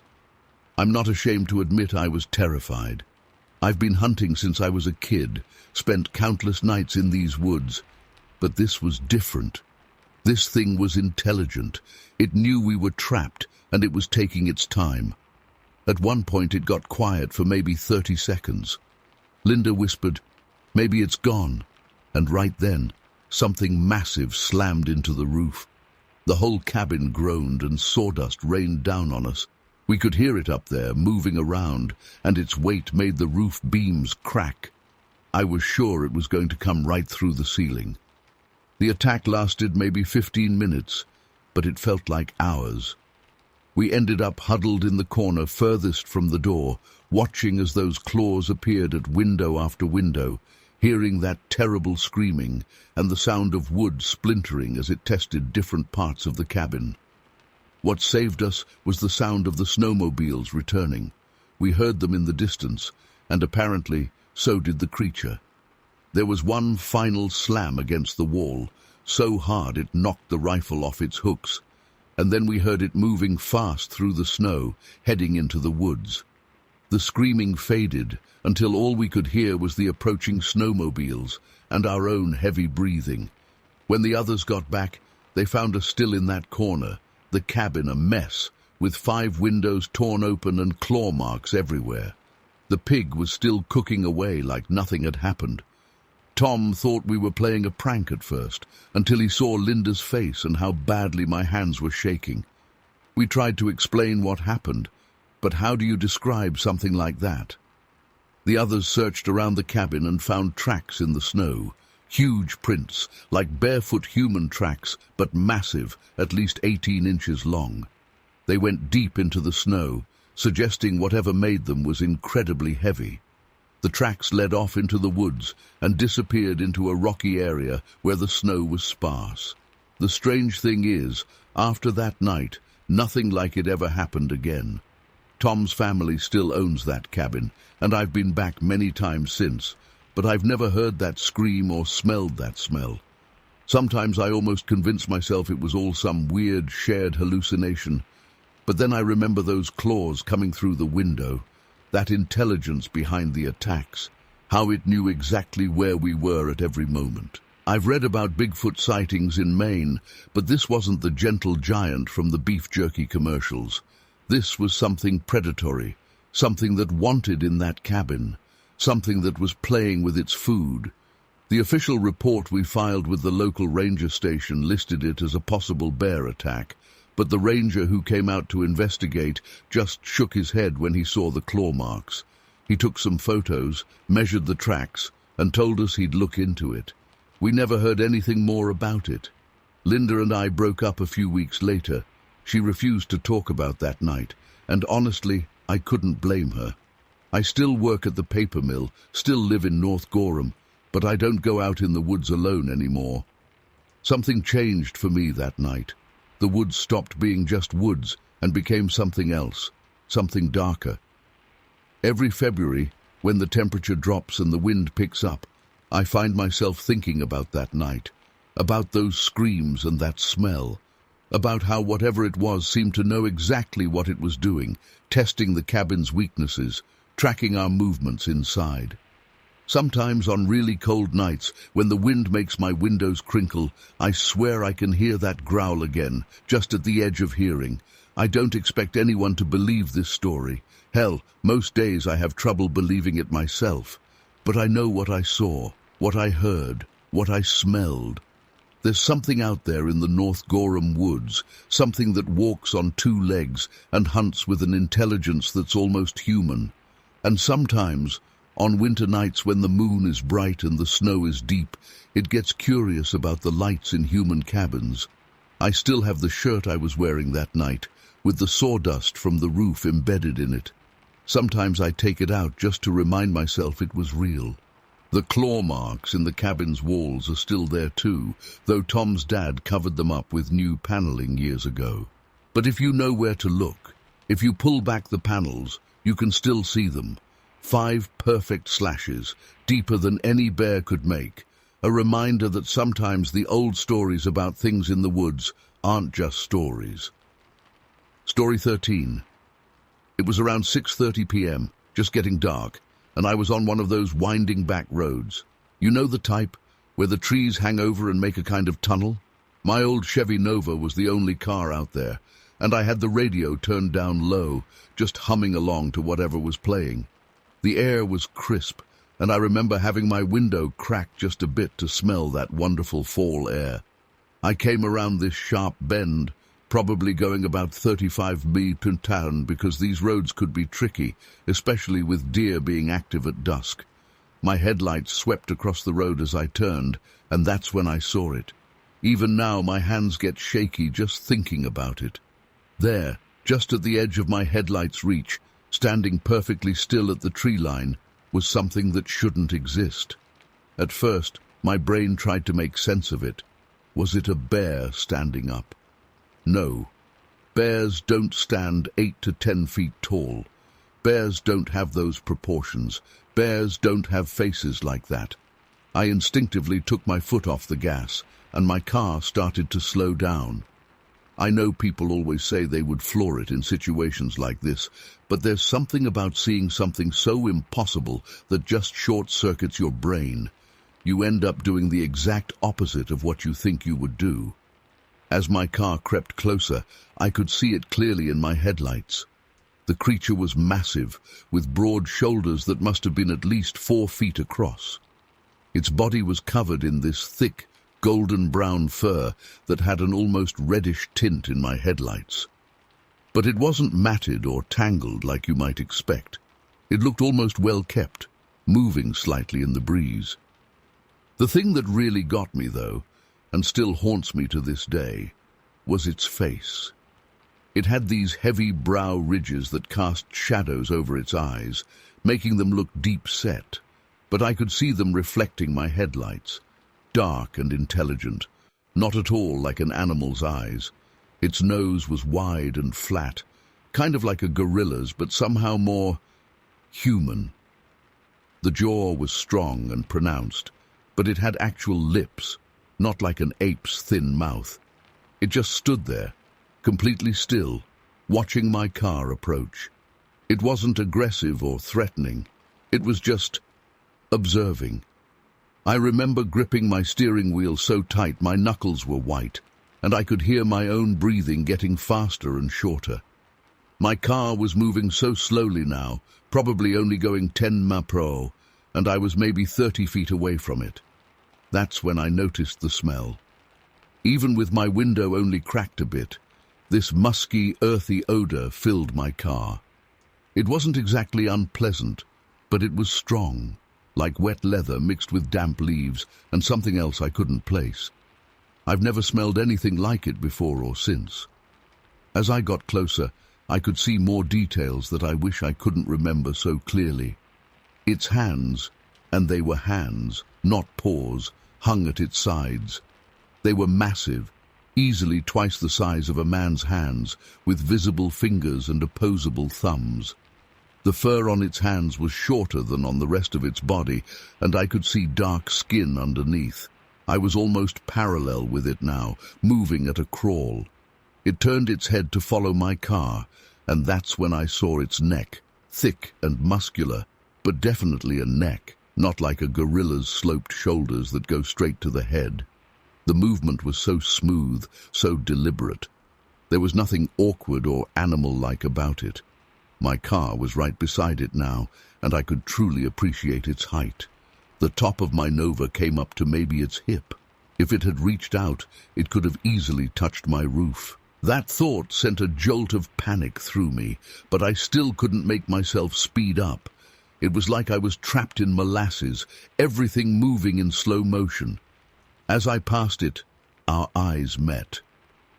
I know how that sounds, but that's exactly what happened. It wasn't like making eye contact with a deer or a bear.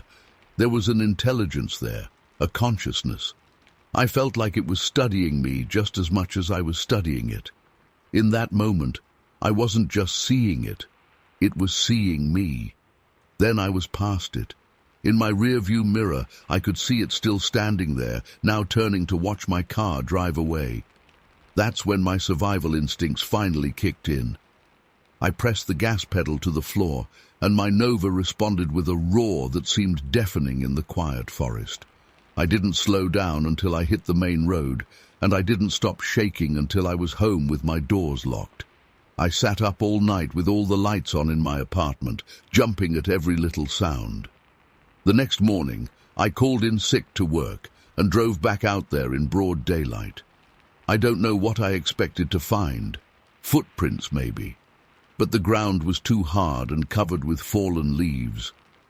There was nothing to prove what I'd seen except that lingering smell in my car, which took almost a week to fade completely. I've spent the last 4 decades trying to make sense of what I saw that evening. I've read every book I could find about Bigfoot sightings, joined online forums, even attended a few conferences. Some people's stories sound similar to mine, but none of them quite capture what I saw.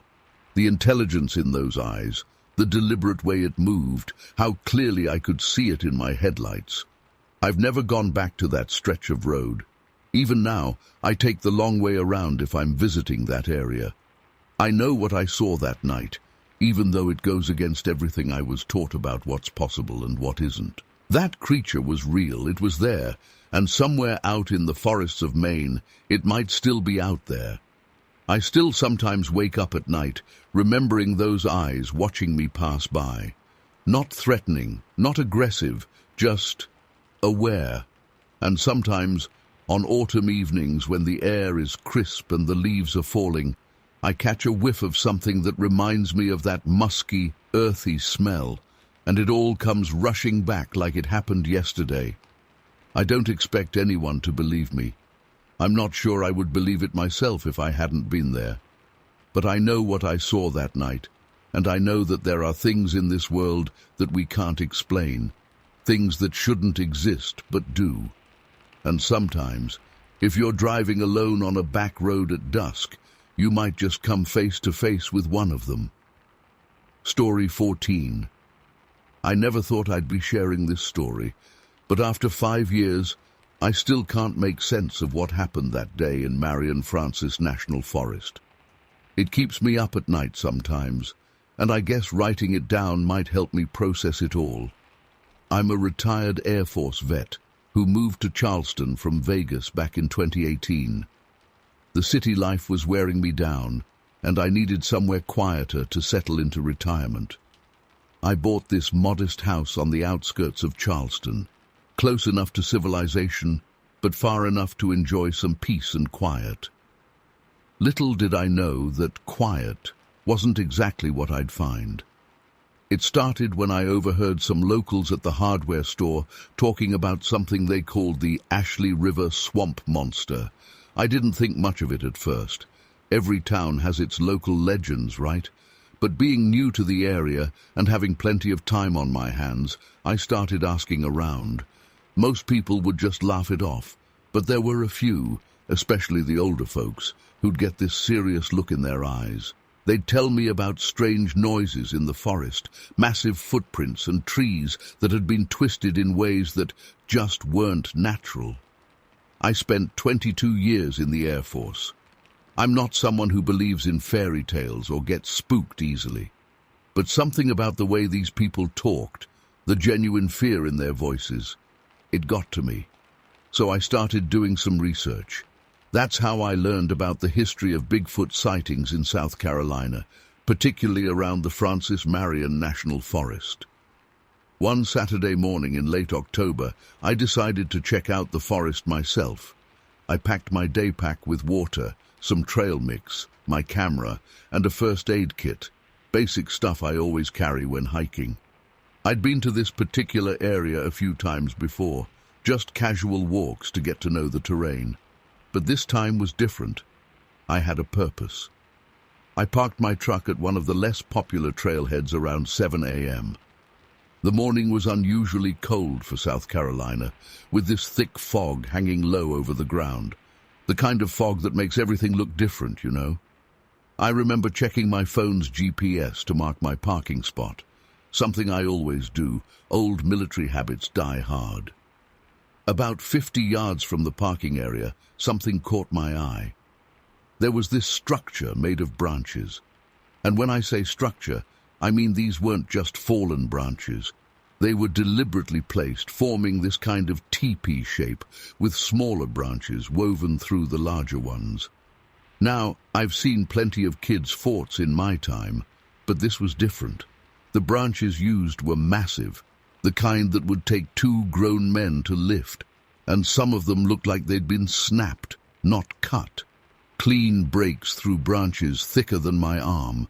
I took some photos and kept going deeper into the forest. The fog was starting to lift, but there was this pressure in the air.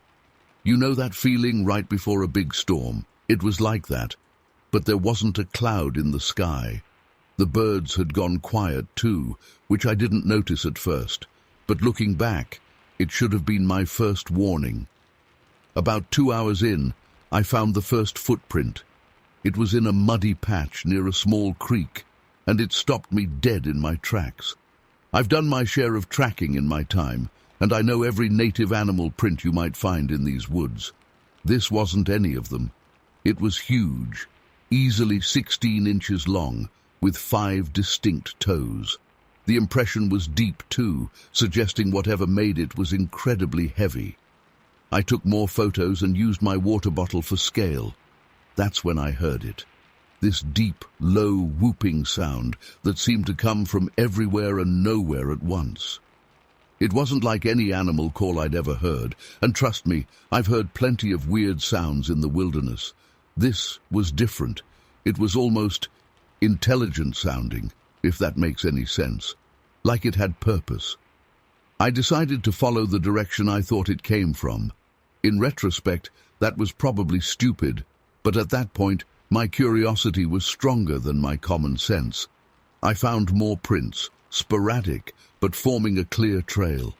They led me to this clearing that it didn't look right. The trees around it were bent in impossible ways, not broken, but bent, like someone had taken these 30-foot-tall trees and twisted them like pretzel dough. Some were woven together in patterns that defied logic. The air felt different here, heavy. The temperature had dropped noticeably, and there was this smell, kind of like wet dog mixed with something rotten. And the silence, it was absolute. No birds, no insects, nothing. That's when I felt it. This overwhelming sense that I was being watched. You develop a kind of sixth sense for this stuff after years in the military, and every instinct I had was screaming at me to get out of there. But I was frozen in place, my camera halfway raised, when I heard the crack of a branch behind me. I turned slowly, and that's when I saw it.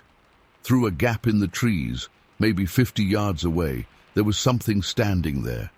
Something big. I'm 6'2", and this thing was easily 8 feet tall, maybe more. It was partially hidden behind a tree, but I could see its outline clearly. Broad shoulders, massive frame, covered in what looked like dark hair or fur. But it was the eyes that got me. They weren't animal eyes. There was intelligence there and awareness. It was looking right at me, and I knew it had been watching me this whole time. Playing with me almost, letting me follow its trail. I raised my camera with shaking hands, but before I could take a picture, it moved. And let me tell you, nothing that big should be able to move that fast. It didn't crash through the forest like you'd expect something that size to do. It moved with this horrible grace, barely making a sound despite its size. That's when the screaming started. It's hard to describe what it sounded like. Imagine a person screaming, but mix it with a lion's roar and run it through some kind of distortion. It was coming from multiple directions now, and I realized with horror that there was more than one of them. I ran. I'm not ashamed to admit it. 22 years of military training, and I ran like hell. I didn't stop to look back, didn't stop to check my GPS. I just ran in what I hoped was the direction of my truck. Behind me, I could hear movement in the forest, heavy footfalls, and that awful screaming, sometimes closer, sometimes farther away. They were herding me, I realized later, playing with me. I don't know how long I ran. It felt like hours, but was probably only minutes. I broke through the tree line near the parking area, my lungs burning, covered in scratches from branches I'd crashed through. I fumbled with my keys, got in my truck, and got the hell out of there. When I got home, I checked my camera. Most of the photos were too shaky to make out anything clearly. But there was one single photo that showed those twisted trees in the clearing. And at the edge of the frame, partially hidden in shadow, there's something that shouldn't be there. Something tall and dark, with eyes that reflect the light in a way that animals' eyes don't. I've been back to Marion National Forest many times since then, but never to that specific area. I've tried to rationalize what happened, tried to convince myself it was just an elaborate prank, or that my mind was playing tricks on me. But I know what I saw. I know what I heard, and I know that something is out there in those woods. Something that's been there a lot longer than us, and will probably be there long after we're gone. The locals don't talk about the Ashley River swamp monster much anymore, at least not around me. Maybe they can tell from the look in my eyes that I've seen it. Maybe they're afraid I'll tell them what I saw. Or maybe they already know, and they're just better at living with it than I am. I still have that photo, buried in a folder on my computer. Sometimes, late at night, I look at it and try to convince myself that the shape in the shadows is just a trick of the light. But deep down, I know better. And every time I hear something moving in the woods behind my house at night, I wonder if they followed me home. I wonder if they're still watching me, still playing their game, just waiting for me to venture back into their territory. I don't know why I'm sharing this now. Maybe because the nightmares have been getting worse lately. Maybe because I need someone else to know what's out there. Or maybe because I'm tired of carrying this alone. All I know is that there are things in this world that defy explanation, things that shouldn't exist but do. And some of them are living right here in South Carolina, in the shadows of Marion National Forest. If you ever find yourself in those woods, and the birds stop singing, and you get that feeling of being watched, don't do what I did. Don't let curiosity get the better of you. Turn around and walk away, because they're out there, and they're watching, always watching. Story 15. I've been holding this story inside for over 30 years now, and I still get goosebumps every time I think about what happened that day. It was October 1992, and my wife Sarah and I had taken our kids, Tommy 8 and Emma 6, for what was supposed to be a nice fall picnic near Hudson Lake in Dexter, Michigan. The leaves were turning those beautiful autumn colors, and the weather was perfect. Not too cold, just crisp enough for light jackets. We found this great spot maybe about 200 yards from where we parked the car. There was a small creek nearby where the kids could play while we set up our picnic. Looking back, I should have noticed something was off right from the start. Usually you'd hear birds, squirrels rustling around, all those normal forest sounds. But that day, nothing. It was like someone had hit the mute button on the whole forest. We'd been there maybe an hour, just finishing up our sandwiches, when Tommy called out to Emma about something he'd found by the creek. Sarah was packing up the leftover food. We always had to be careful about attracting bears. And I was just taking in the scenery, thinking about how perfect the day was. That's when I noticed the silence. I mean, really noticed it. The kind of silence that makes your ears ring. I remember checking my watch. It was 2:47 p.m. I know because I looked at it right when Tommy suddenly went quiet mid-sentence. You know how parents develop that sixth sense? When you just know something's wrong. That feeling hit me like a truck. I turned toward the creek and saw both kids standing completely still, staring at something in the trees. At first, I thought maybe they'd spotted a deer, but then I saw it, and everything I thought I knew about the world just shifted. Between two massive oak trees, maybe 50 feet from the kids, there was this figure. God, even now I struggle to describe it without sounding crazy. It was huge. I'm 6'2", and this thing would have towered over me easily, had to be at least 8 feet tall. But it wasn't just the height that got to me, it was how it moved, so deliberate, so aware. Its entire body was covered in this dark, reddish-brown hair, but its face was more exposed, darker, and its eyes, they weren't animal eyes, you know. There was something in there, intelligence, awareness. It was watching my kids with this intense curiosity that made my blood run cold. I wanted to scream for the kids to run, but some instinct told me that would be the worst thing to do. Instead, I slowly stood up, and I heard Sarah behind me whisper, "Oh my God." The creature's head snapped in our direction, and I swear to you, the way it moved was so human-like it made my skin crawl. The weird thing was, I wasn't exactly scared, at least not in the way you'd expect. Don't get me wrong, my heart was pounding so hard I could hear it, but this thing, it wasn't acting aggressive. It was just watching, studying us. The kids, especially. It would shift its weight from one foot to another, occasionally moving its head to get a better view, just like a person would. Sarah started slowly walking toward the kids, and I followed her lead. The creature took a step back when we moved, but it didn't run. It kept its eyes on us the whole time. When we reached the kids, Emma grabbed my hand, and I could feel her shaking. Tommy, though, he just kept staring, completely fascinated. That's when I noticed the trees around where it was standing. There were branches snapped off at least 8 feet up, clean breaks, not like wind damage, and the smell. Everyone talks about the smell when they tell these stories, but it wasn't as bad as they say. Just this weird, musty odor, like wet dog mixed with something earthy. We stood there in this bizarre standoff for what felt like forever. None of us dared move. The creature would occasionally reach up and touch a branch, or shift its position slightly, but it never took its eyes off us, particularly the kids, not in a threatening way, but more like it was curious about them.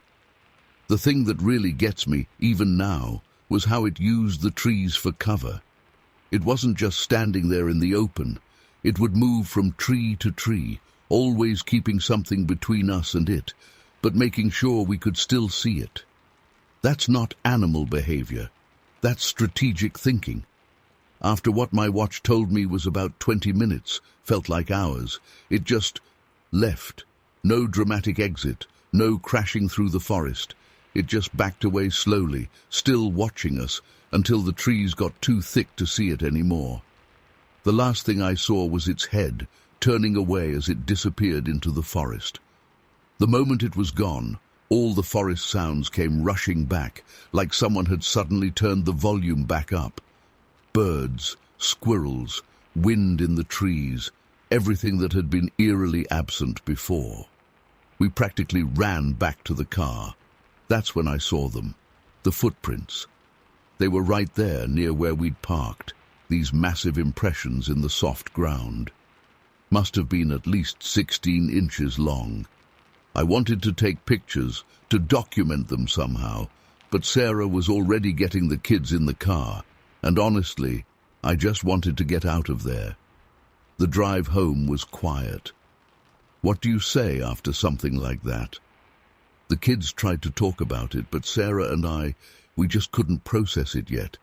It took us weeks before we could really discuss what we'd seen. We never went back to that spot, but I've spent countless hours researching, trying to make sense of what happened. I've read every book, every article I could find about Bigfoot encounters. Some people report feeling threatened or chased, but our experience was different. It was like we had intruded on its territory, but it was more curious than angry. The thing that haunts me most isn't the size of it, or even how human-like it was. It's the intelligence I saw in its eyes. There was something there that understood us, that was making conscious decisions about how to interact with us. That's what I can't shake, even after all these years. I've never told this story publicly before. For years, I worried about how it would affect the kids, or what people would think. But they're grown now, with their own families, and sometimes we still talk about that day. Tommy, especially, never forgot it. He became a wildlife biologist, if you can believe it. Says that day sparked something in him. I know how this story sounds. If someone had told me this before it happened, I probably wouldn't have believed them either. But I know what we saw. All four of us saw it. And sometimes late at night when I can't sleep, I still think about those eyes, and I wonder if somewhere out there, that creature remembers us too. Story 16. After 16 years, I still can't shake what happened that night in Burnt River. My wife Sarah and I had moved there with our kids back in 2006, drawn by the promise of peace and quiet that only rural Oregon can offer. We'd found this perfect little property, 12 acres, mostly wooded, with a modest 3-bedroom house that needed some work but felt like home. The nearest neighbor was about a mile away, which was exactly what we wanted. The isolation never bothered us, until that night in March 2008. It was during one of those clear, crisp nights when the moon hangs so low and bright you can almost reach out and touch it. The kids were asleep upstairs. Tommy was 9 then, and Emma had just turned 7. Sarah and I were in the living room,